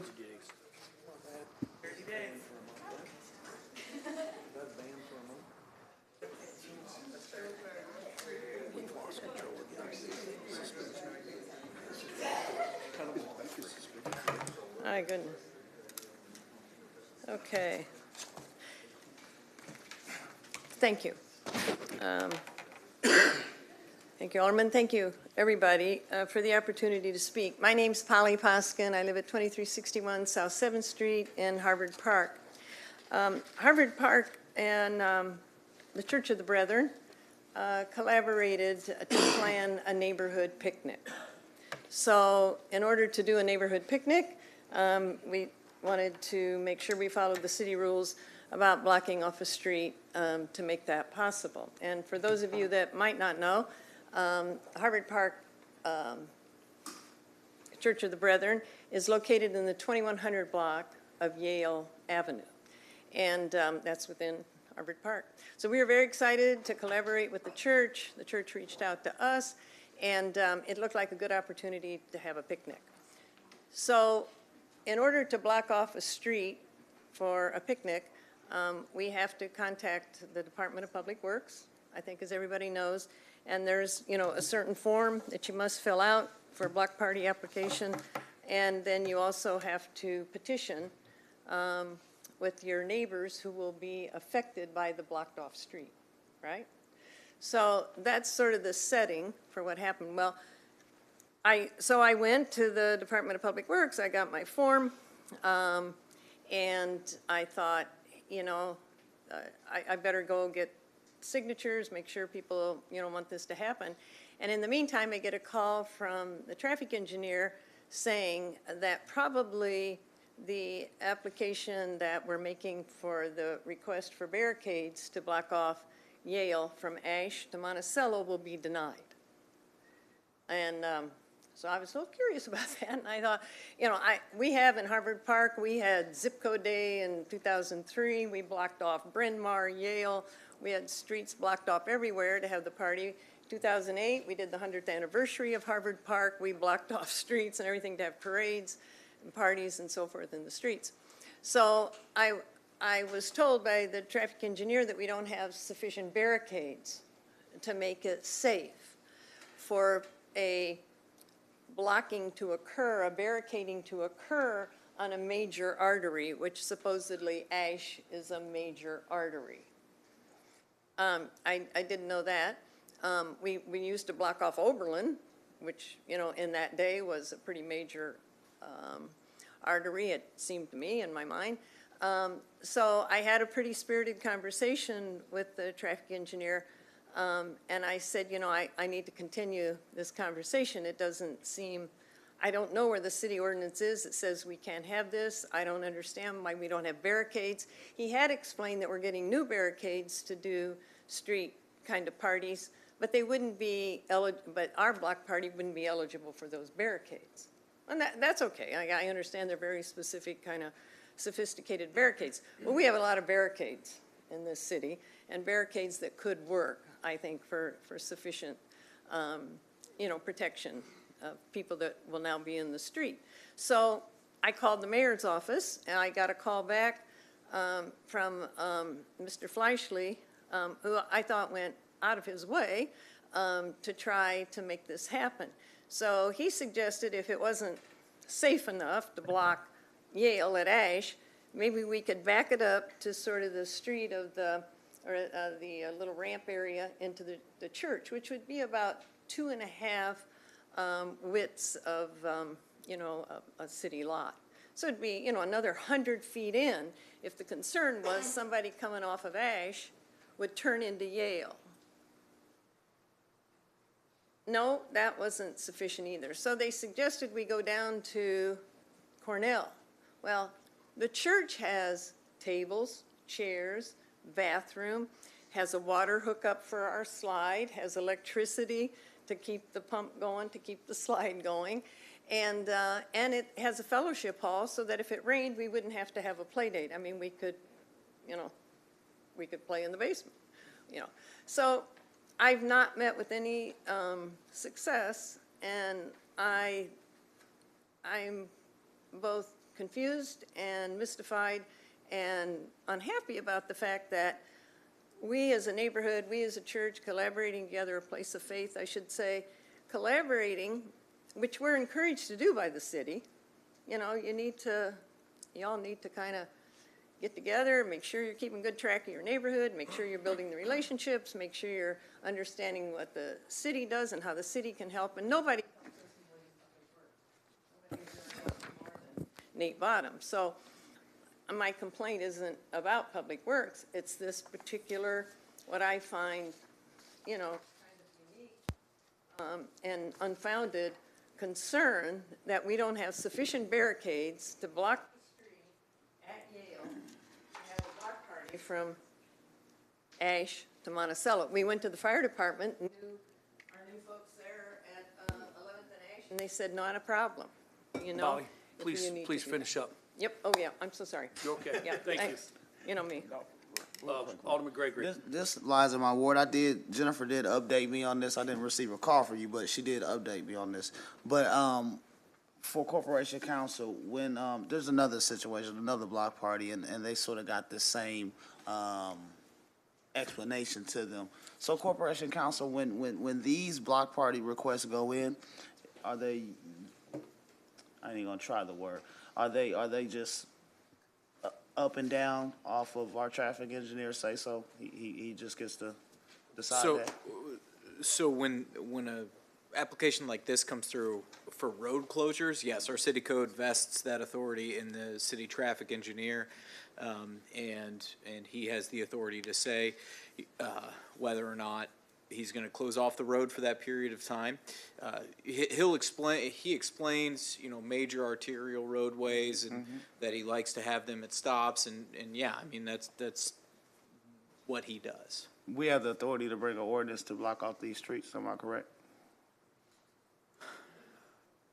You would be usurping his authority under the code, so you'd have to. We have to do it sometimes because sometimes he doesn't want to put stop signs up. I got emails and Roy got emails about some school signs. And all they want is some flashing lights because people keep speeding and he's saying no and look at it, all this craziness.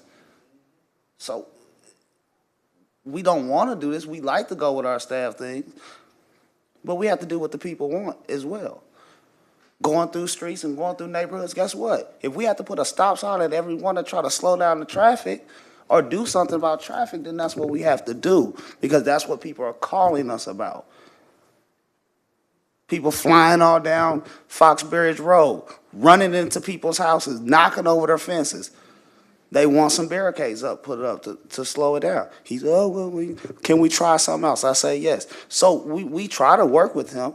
But there is some situations that, one, we need to know about when these things come through. Say, hey, this is why we're going to deny this. We know Polly's upset or the other person's upset.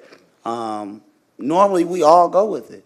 But there is some times where we have to look and go over our staff and pass ordinances to change things. And we need to know that. He can't just, you know, he needs to do his job. But, Jesus, these are simple Simon things. And we've had to put in some ordinances for some stupid stop signs before. We've had to do it twice. Twice since we were up here, just for some stop signs. Is it perfect in the area where we put them? No, but it has helped. So the last thing we want somebody to do is get hurt or whatever the case may be. It can be worked out. It can be worked out, in my opinion. So I just wanted to say that. We do need to know about these things as your older people so I can jump on these type of things earlier and look into them earlier. I have to say, it felt so arbitrary. It never occurred to me. I understand. It never occurred to me we would be denied barricades for a block party because we've had numerous block parties in Harvard Park, and we've had barricades. Thank you. And- We got other people who want to speak. I'll look but into it. And I do want to say one real last thing, if it's any help at all. There couldn't be less traffic on Ash Street. You can't go east or west on Ash Street starting at Fifth.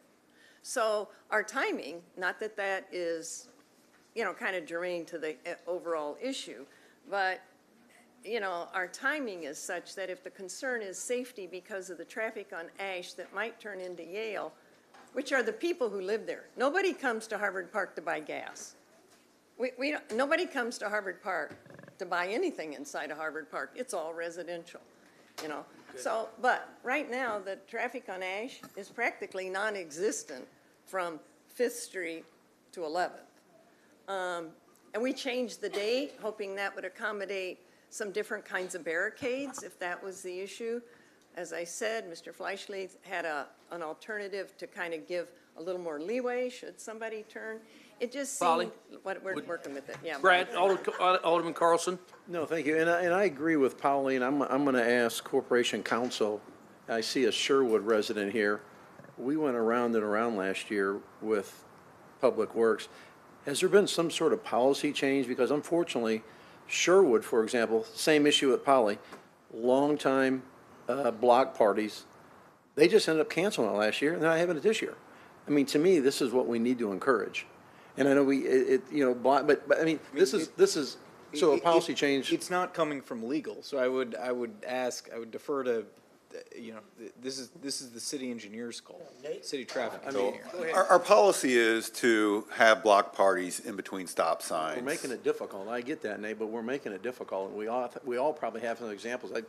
Alderwoman Purchase and I had an example last year downtown of a 25-year party on a closed alley, and it was difficult to get that. I don't understand why. That's why there must have been a policy change in the last couple of years for whatever reason. Yeah, I'm not aware of a policy change. It's been the policy for quite some time to have them in between stop signs whenever you're having block parties, and we try to avoid arterial streets, coming off arterial streets, just in case somebody inadvertently But I'm comes just talking off about fairly parties where quick. I'm too, talking about so. parties where there's been a long time track record of events. Yeah. So what has changed? I'm not So- familiar with those, so if you can bring those to our attention, we can definitely take a look into those events. Perfect. Thank you. Thanks. Alderwoman Purchase. Thank you, Nate. I would just encourage, because you hear different situations about it, that we try to find a common ground for transparency, because when you allow one to do it, then our heads get taken off if we can't do it. Then I got to come to you and say, so what was the difference? So just encouraging you as you're looking at all of this and hearing a long conversation about a block party to try to come back with a solution that'll help everybody. Thank you. Thanks. Alderwoman Conley. Thank you, Mayor, or, sorry, good, Chair. No problem. No, and I'm not disagreeing. I understand this frustration. I think I just want to put in that one note of why did we buy those enhanced barriers? Because we've seen examples of people driving cars through gatherings of people. And I'm not arguing that we need to be, I think, we want to be encouraging this. Alderman Gregory and I had a really good conversation about we need more opportunities for young people. We need more opportunities for community development and really building that sense of unity within the city. That's critical. But I think I just want to caution this with, we bought those for a very specific reason. And we don't want to be added to the communities that have seen someone drive a car through something really positive and like that. So I guess I'm not disagreeing with the concept that we need to, I want more, we do want to encourage these parties. I also want to say we have to understand why we made that purchase, why we had those concerns, and how that's a list we don't want to be on. So anyway, introducing a downer note into what should really be a fabulous thing, which are these neighborhood parties. Thank you, Chair. Clerk. I agree with that. Diana Wynn. That's a good idea. Diana Wynn. Okay, next. Michael Walton. Hi, Mr. Walton. Evening, Chief. Good evening, everybody. My name is Mike Walton, and I'm involved with the American Legion here in Springfield through Springfield Post 32. And I want to thank you for allowing me to address you this evening. You know, I watch all the council meetings at home all the time, and you don't always have people addressing you with favorable comments. But I want to change that tonight. I'm here to thank you and to also lay praise on the Springfield Convention and Visitors Bureau, Mr. Scott Dahl over there, Paula Antonacci, and of course, Mayor Bushier. Give you some background. Way back in 1985, I worked with the Springfield Convention and Visitors Bureau to attempt to bring back the American Legion Family State Conventions to Springfield because they hadn't been here for 30 years. But we were successful, and our American Legion Family Conventions returned to Springfield in 1988. And since that time, we've had our annual state conventions here 27 times, which says a lot about the city of Springfield. It says a lot about the Convention and Visitors Bureau, our hotels, the convention centers, and our citizens, because we believe Springfield is a very, very veteran-friendly community.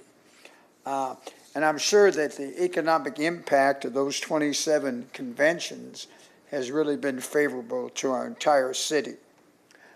This year, we experienced the unexpected closing of the Wyndham Hotel. And we experienced a lot of obstacles when that happened, because that was our headquarters hotel. But thanks to you council members and Mayor Busher, the Springfield Convention and Visitors Bureau, Melinda Mounts and her team at the Springfield Abraham Lincoln Doubletree Hotel, we were able to work through those problems, and we held three of our three American Legion family conventions here in Springfield with very, very minimal problems. We're returning again in July of 26, and I, along with Scott Dahl and Paula Antonacci, are preparing another proposal to attempt to bring them back in July of 2027. So again, thanks to all of you, and please all of you, keep up the outstanding work that you're all doing for our city, as I'm part of that silent majority that actually appreciates what you do. Thank you. Thank you, Chief. Alan Stuffings?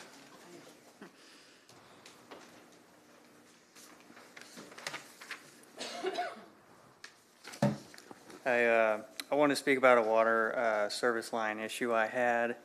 I had sent some photos, receipts, and bills to my alderwoman Jennifer Notariano, and also to Alderman Gregory and Williams. I hope you got them. Yes. This is my first time publicly speaking, so bear with me. I'm just going to start with reading the statute of which I'm basing my letter on today. I'm going to read that and then just read this letter off, and then that's all. So, under the Illinois Lead Service Line Replacement and Notification Act 415 ILC 51712, says utilities such as CWLP must replace and repair city-owned portion of lead service line during emergencies. The law prohibits partial replacement and passing emergency repair costs to the homeowner. The Illinois EPA revolving fund, which supports CWLP's lead line replacement program, requires the ability to cover all the costs for replacing the city-owned portion of the lines. While the program prioritizes Ward 2 and 3, it does not exempt the city from responsibility for emergency repairs in other neighborhoods. Now, I lost my job on October 29th, 2024. I was awarded unemployment benefits for 6 months. Those benefits ended on May 14th. Since then, I've been without any income for over 3 months and without a job for a total of 9 months. On June 16th, I contacted CWLP because my water pressure was very low. A waterworks employee came within a few hours and used equipment to confirm I had a water leak in my service line. He identified the pipe as old or galvanized material. I only received a verbal acknowledgement of this leak, no written documentation. He didn't immediately shut off the water at the main so I could maintain limited water pressure while I figured out how to fix the issue. I lived with very low water pressure for 10 days. I later spoke with CWLP, who explained that federal funding is available for water line repairs through the lead line replacement program, but only for properties that are located east of 11th Street. Even though funding exists for this type of repair, in the meantime, my next door neighbor allowed me to use his hose connected to my hose on my house to give me water pressure. He made it clear this was temporary and needed to be resolved quickly, showing his water supply reduced his own water pressure. With time running out and limited options, I began calling around for estimates and chose the lowest bid. It was $6,000. Because the contractor was backlogged, the earliest they could schedule the work was July 9th. On July 9th, the plumber began digging near the shutoff valve out at the street. They discovered the leak was located 12 inches from the valve between the sidewalk and the meter on city property. The leak was not in my yard, meaning the damaged pipe was part of the city-owned portion. It was extremely difficult to look at my paycheck or look at my checking account, which was only around $7,000, having to write a $6,000 cashier's check that day to pay the plumber. But I had no choice. I couldn't live without running water. I submitted the receipts and proof of payment and photos to the people I mentioned earlier. So, request the city council reimburse the $6,008 I paid out of pocket for the emergency repair on the city-owned infrastructure. Pass a resolution affirming that emergency water line repairs on public property are covered citywide, not just in grant zones. And ensure CWLP staff give clear, accurate guidance to residents in emergencies like I had. And that's all. Alderman Gregory? So, this is in my older sister's ward, Jennifer Notrano. I haven't talked to her about this, but I am looking at the pictures, and I would just ask our Public Works, our CWLP, have you seen some of this information? They're aware of it. So it looks, I mean, to me, I'm looking at the pictures, I mean, it looks like it's on our side of the property. Doug, you want to come up, please? It looks like it's on our side of the property. I know, Todd, Doug.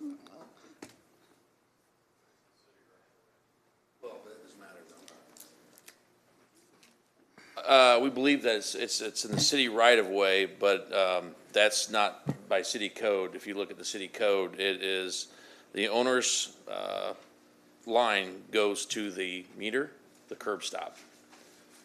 And that's what they're responsible for. So wherever that's placed is, usually it's in the right of way area, but they're responsible to that point, yes.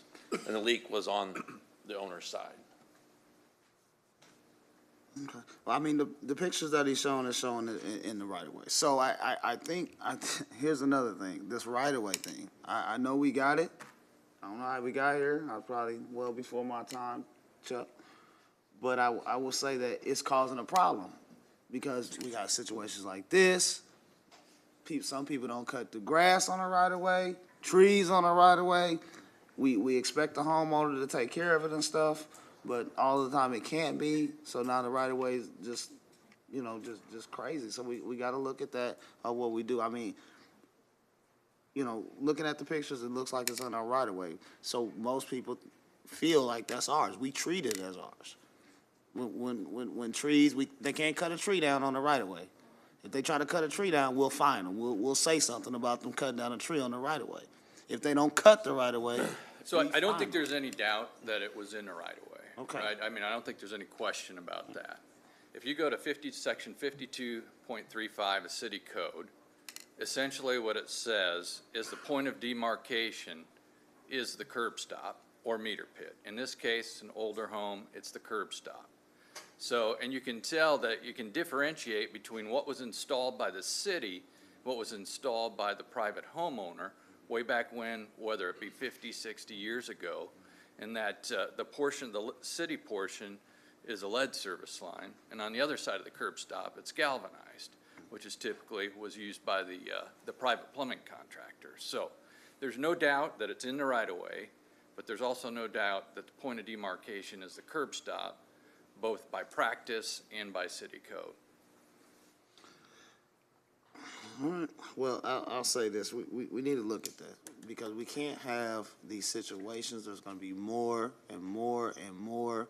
And hopefully when we're putting in our new ones, we need to look at this because I would rather, from a city perspective, their property, our property, hook up right there. Because all of this is going to keep causing problems and problems. You see what I just sent you another topic on a contractor. Don't clean up after. I'm telling you, I am just over it. All of this crap. This not only CWLP or grass, the houses. I'm tired. I'm sick of it.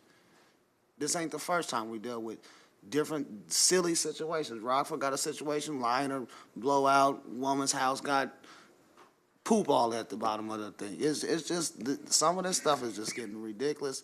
It's really getting to me because we shouldn't. So now this gentleman here, he just said he ain't got no job, so he's sitting there out of $6,000 for something that is really on our property. But we got a technicality in our code, and we done done it like that. So I'm just saying, I hope that we can look at whatever funds, whatever. And I'm gonna say this, yes, I want to see lead water services lines replaced in Ward 2 and Ward 3 in the areas that we really need it. But we ain't gonna get to those numbers that we need to. We don't got enough contractors even if we go out. So at times, when people like that, we need to look at how we help other areas of our city with whatever funds. If Amy got something or whatever, we can't have everybody looking at well, they only gonna do these for Ward 2 and Ward 3. No, we need to look at anybody in our city that needs our help in these type of situations for sure. Yes, ours need to be replaced. Yes, we got the most of them because we haven't replaced them. But that doesn't mean the rest of the city in areas like where he's at. He's in Passfield, an older area. It's not too far. The next census tract, it'll probably be Ward 2. So that's just my take on it. No, I and appreciate I agree. your I hard mean, work. there's additional funding certainly needed for lead service line replacement. All right, I I appreciate think we're in it. agreement with that. I appreciate you, sir. Yep. Along those lines, I'm going to interrupt you, Alderman Williams, but, we just had a big rate increase. We're getting all these grants for all this lead line replacement, and again, we're picking and choosing where we say, we're going to replace this and we're going to help residents. Why not help everybody? Why not, if a guy's, people are, 2 foot from the meter, again, we talk about we need this rate increase because our fund's terrible. We haven't seen one iota from your reports in how long, Doug, or Todd? When's the last time you come up here and told us about these lead line replacements?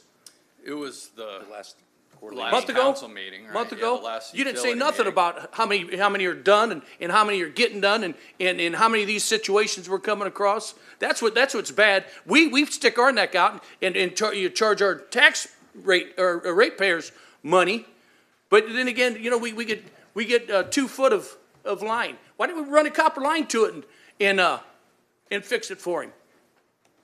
Pretty simple. So, yeah, I mean, the $6,000 was to bring a private service line from the curb stop into the home, right? So it was, I don't know how many feet, let's say 80 feet, 60, 100 feet of private service line, right? Excuse It me, wasn't hold just on. the The 2 feet. gentleman just said, you were told it was 2 foot away from the meter.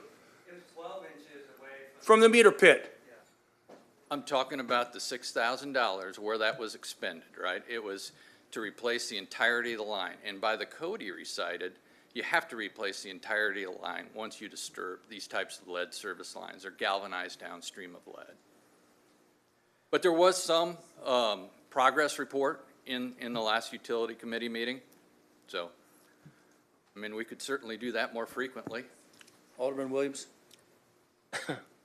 Yeah, so I got your information, sir.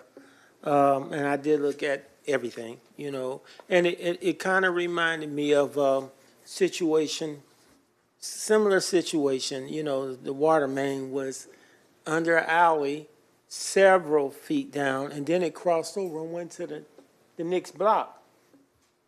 City says it was his responsibility, even though it went through all, under that alley and through his neighbor's property over to the next block. Kind of a unique situation. Because when we really looked at things, all that land at one time was a farm.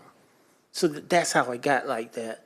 Then as the years built out the blocks, he never had water problems. The people that lived before him probably never have. No one thought we would ever have to deal with it.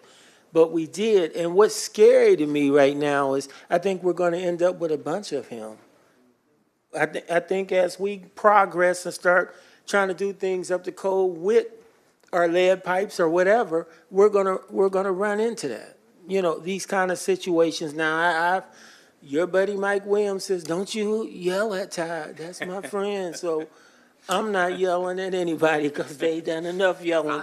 I would say that we need to find a way, Director, to have some kind of brainstorm around this issue to try to help citizens fix this. Now, I know that a lot of the monies that we can get in these neighborhoods with these weird setups from it at one time being a farm and things like that may not qualify for TIF or whatever, but, I don't know, work with Amy, try to find some different rules. I mean, anything we can to help our citizens, because I feel for them. I understood it when I saw it, because I had dealt with it in the future. I just think we owe it to the citizens to come together as all the persons and directors or staff and try to figure this thing out to help our citizens. And that's my recommendation, Mr. Chair. I know it doesn't do much for you tonight, but you have made us aware, and it brought back that memory. This guy had to eventually sell the property. Today it sits abandoned and overgrown.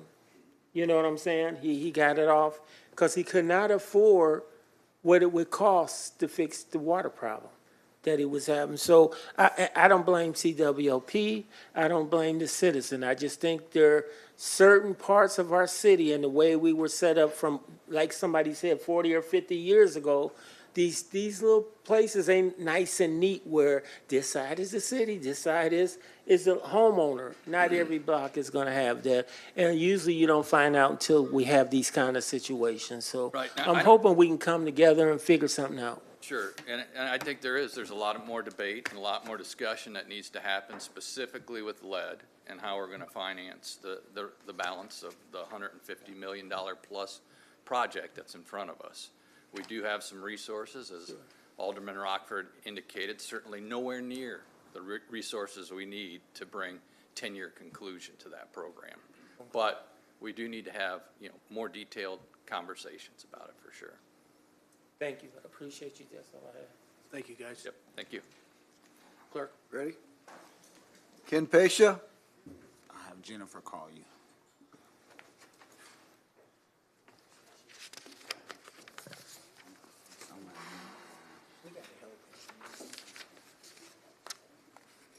Well, I hope everybody will take a moment to celebrate with me. Q2 Massage reopened, guys.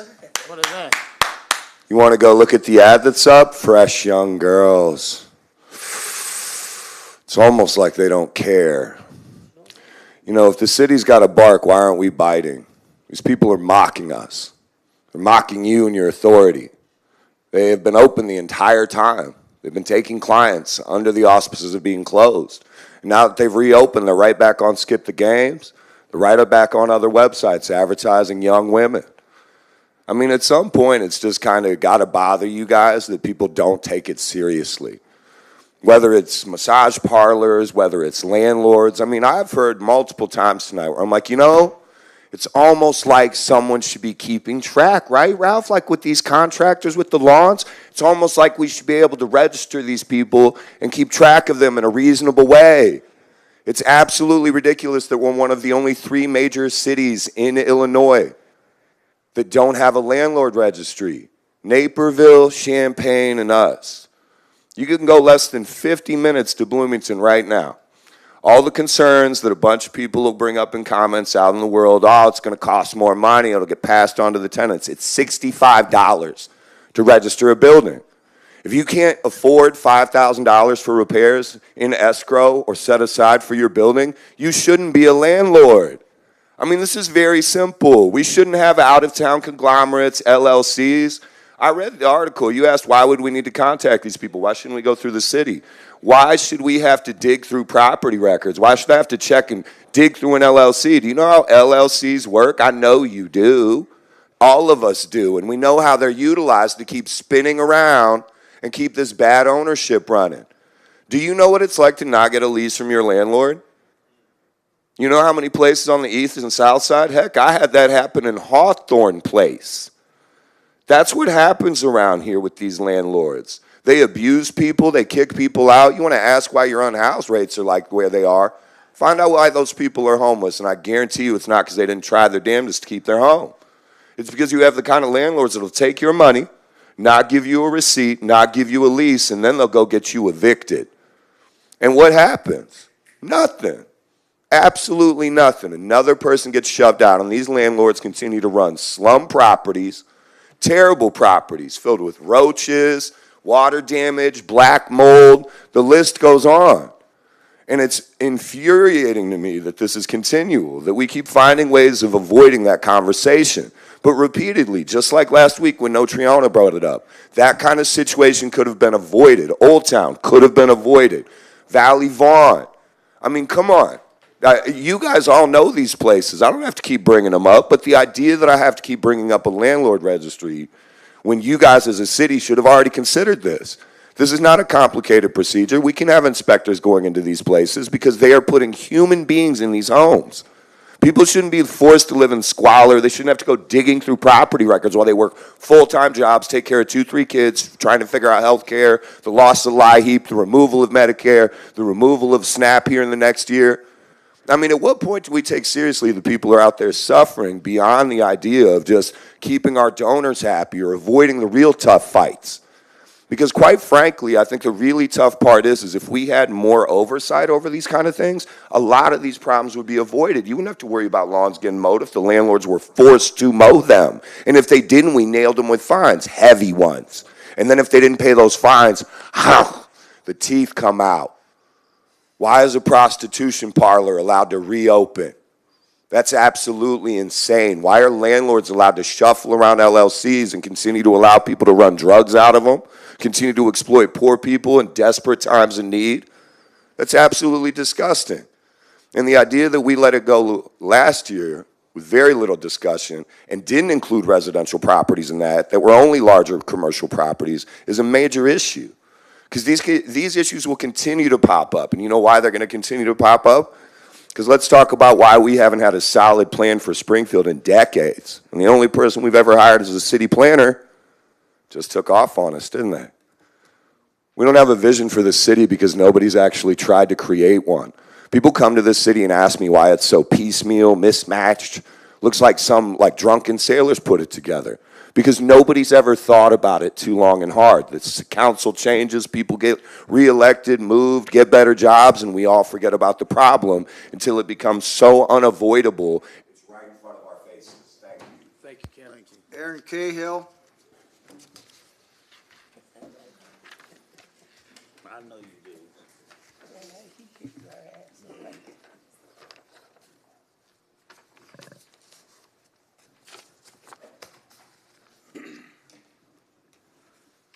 Hey, y'all. So, actually, what he brought up actually kind of piggybacks off of what I got. I piggyback off him, really. Good evening, Mayor, council members, and fellow residents of Springfield. Tonight I come before you as a concerned citizen. But not just as a concerned citizen, but as someone who sees every day the cost of indifference. I'm here to speak on behalf of the unhoused members of our community. Human beings who are far too often dehumanized, discarded, or disappeared into systems that fail to address the root causes of their circumstances. Springfield's not immune to a nationwide crisis of homelessness. It's becoming more and more rampant. Whether it's a man wrapped in a donated sleeping bag on 9th Street or a woman sheltering in a tent by the train tracks with 2 children and nowhere else to go. These are our neighbors, and the time for moral leadership right here in our city is now. But instead of leadership, what we're beginning to witness on the federal level is deeply troubling. There are increasing discussions, quiet but deliberate, about a return to institutionalization. Indeed. This is their response to homelessness. Bills are being introduced that would allow for the involuntary hospitalization of unhoused individuals under the guise of public safety and mental health. Let's be clear, forced institutionalization is not a solution.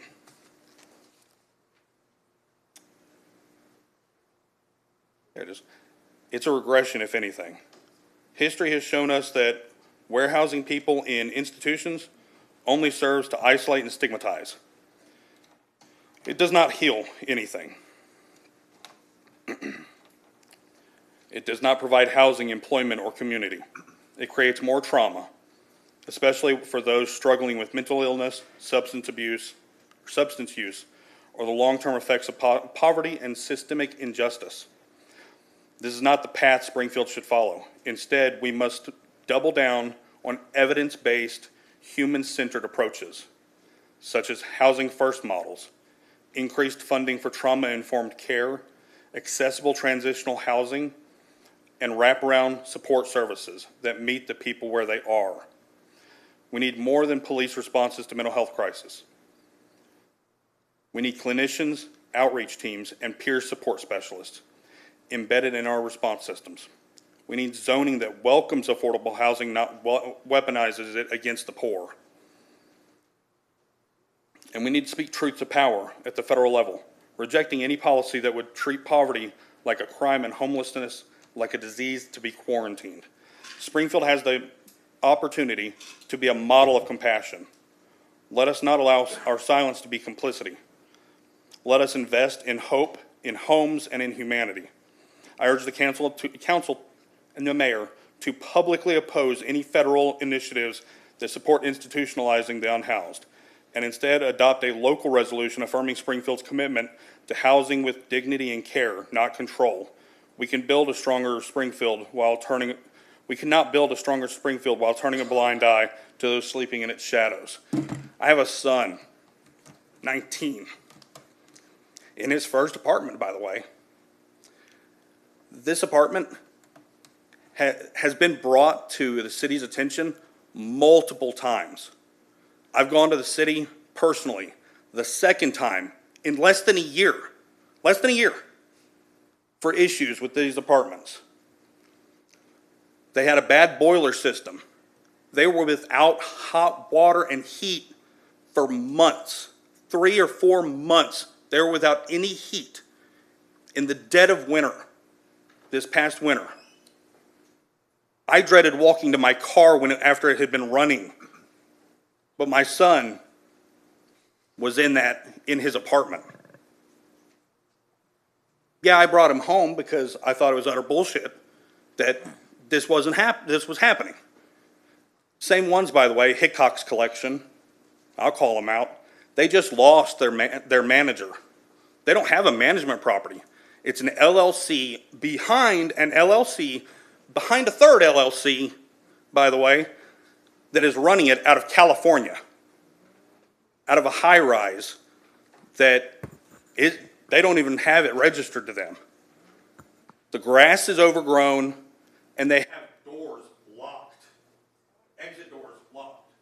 They have squatters popping up on the 3rd and 4th floors of these apartments because they have nobody managing them, and they have nobody in the city holding them responsible for this. Thank you. Brianna Roberts.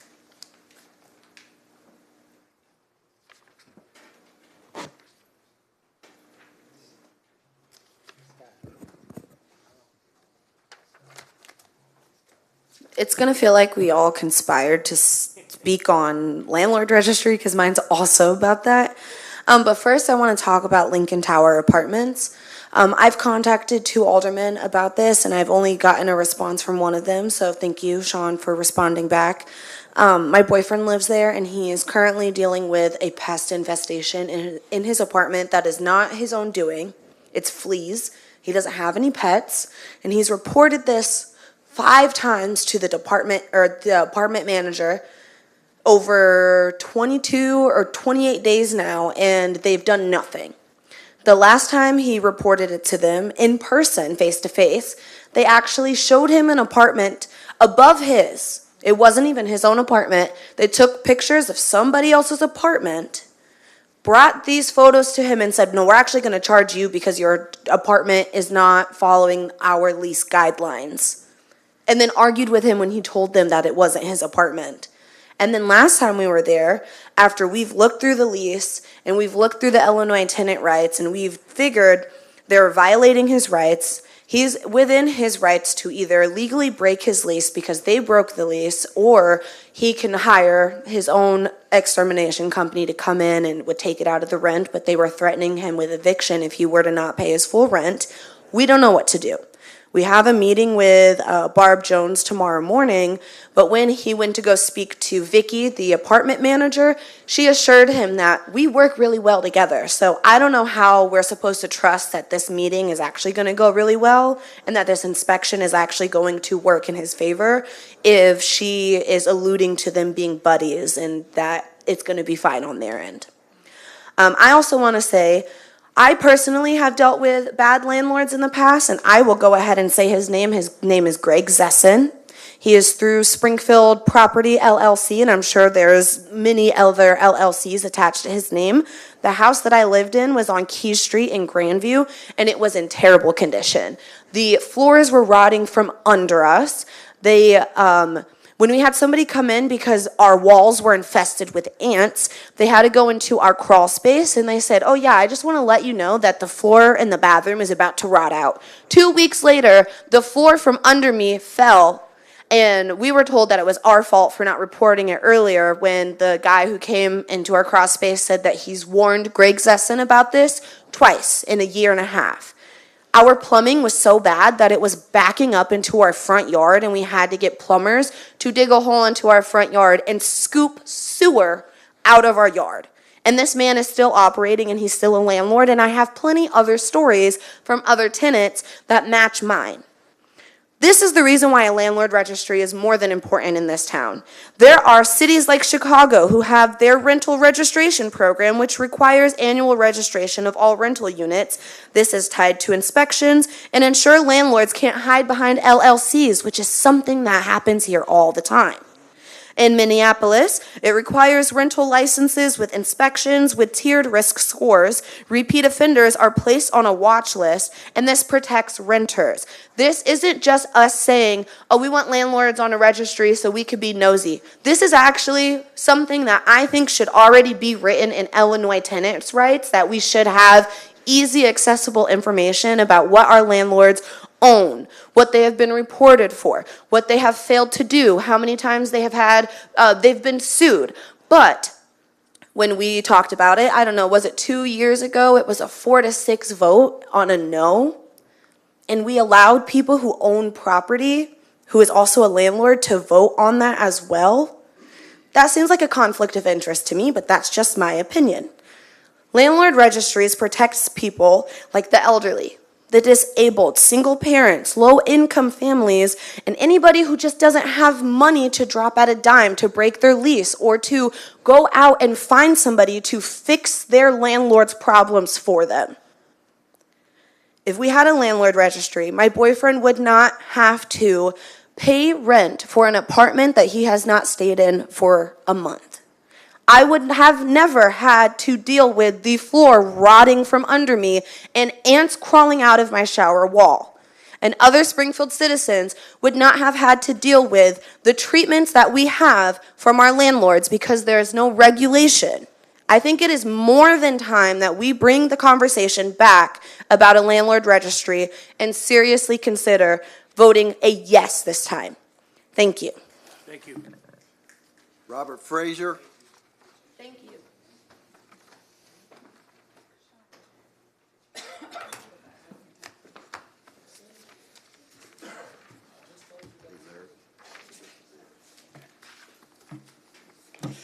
Good evening.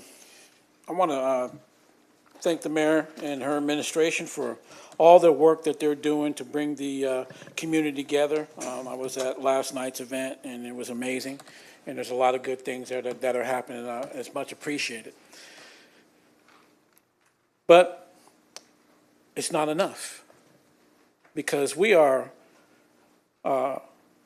working from the outside in where we should be working from the inside out. In fact, the people that need to have their voices heard never get heard because they're never asked, because we don't go to them. We have no way of communicating with them because, to me, in my opinion, all the person's salaries are part-time salaries, so far that I've checked. And a lot of the different communities that I see that are doing good work, they pay their aldermen full-time salaries because they got full-time jobs. And their jobs are 7 days a week, They can't go to the grocery store, they can't go anywhere without being accosted by a constituent or someone in their communities about problems that they have. In fact, with me running the CSA program, I can't call my alderman when I got 100 people standing in the line because he's at work. He can't witness it. Nobody can witness it except for me because I'm dealing with the people that are indigent, poor, and they're just simply trying to wear clean clothes. And of course, CSA is still working hard at trying to be a positive influence to the poor indigenous people, not only homeless, but the working poor. Still, we average people living in the house, 3 to 4 people. Actually, it's 3.5 people now, and they're still making under $1,000 a month that they're expected to take care of all of their costs. I mean, we got to realize at some point that poverty is real and it's not going away unless we just do something about it. And we do something that we're always going to have poor people, but in the way we're heading in the economy today, it's going to be even more based on our trajectory. We're going to AI, we're going to robotics, we're going to all of these things which eliminates jobs for people that are marginal. How do they live? What's next? More poverty. So what do we do with these people? Just ignore them? And, you know, the problems don't go away. But I would certainly like to see the aldermen be able to spend more time and be compensated for their time a little bit better so that they can really dig deep in the inner circle of in our city, Ward 2 and Ward 3, and all over, where people are coming from all over that just don't have the wherewithal to even take care of something as simple as cleaning their clothes. I advocate for that. I don't know how it works. I don't know, you know, what the future is on that. But as we go forward, these situations are only going to get worse. They're not getting better by themselves because we don't address them. There's no way that we're going to be able to create a situation unless we do it intentionally. If we don't make an intentional effort, people like me go away, and there are no services in, and we got civil unrest with people, then what? Then we wonder why people are so hurt. We're talking about things that one side of the community is doing well, they're enjoying it, they're having parties, and the other party doesn't even have clean clothes well enough to even come outside. They're so ashamed, embarrassed. Let's do something different. Let's do something where we have people that are committed to the communities, and from what I've read, the only person that is between the people and the administration is the alderperson.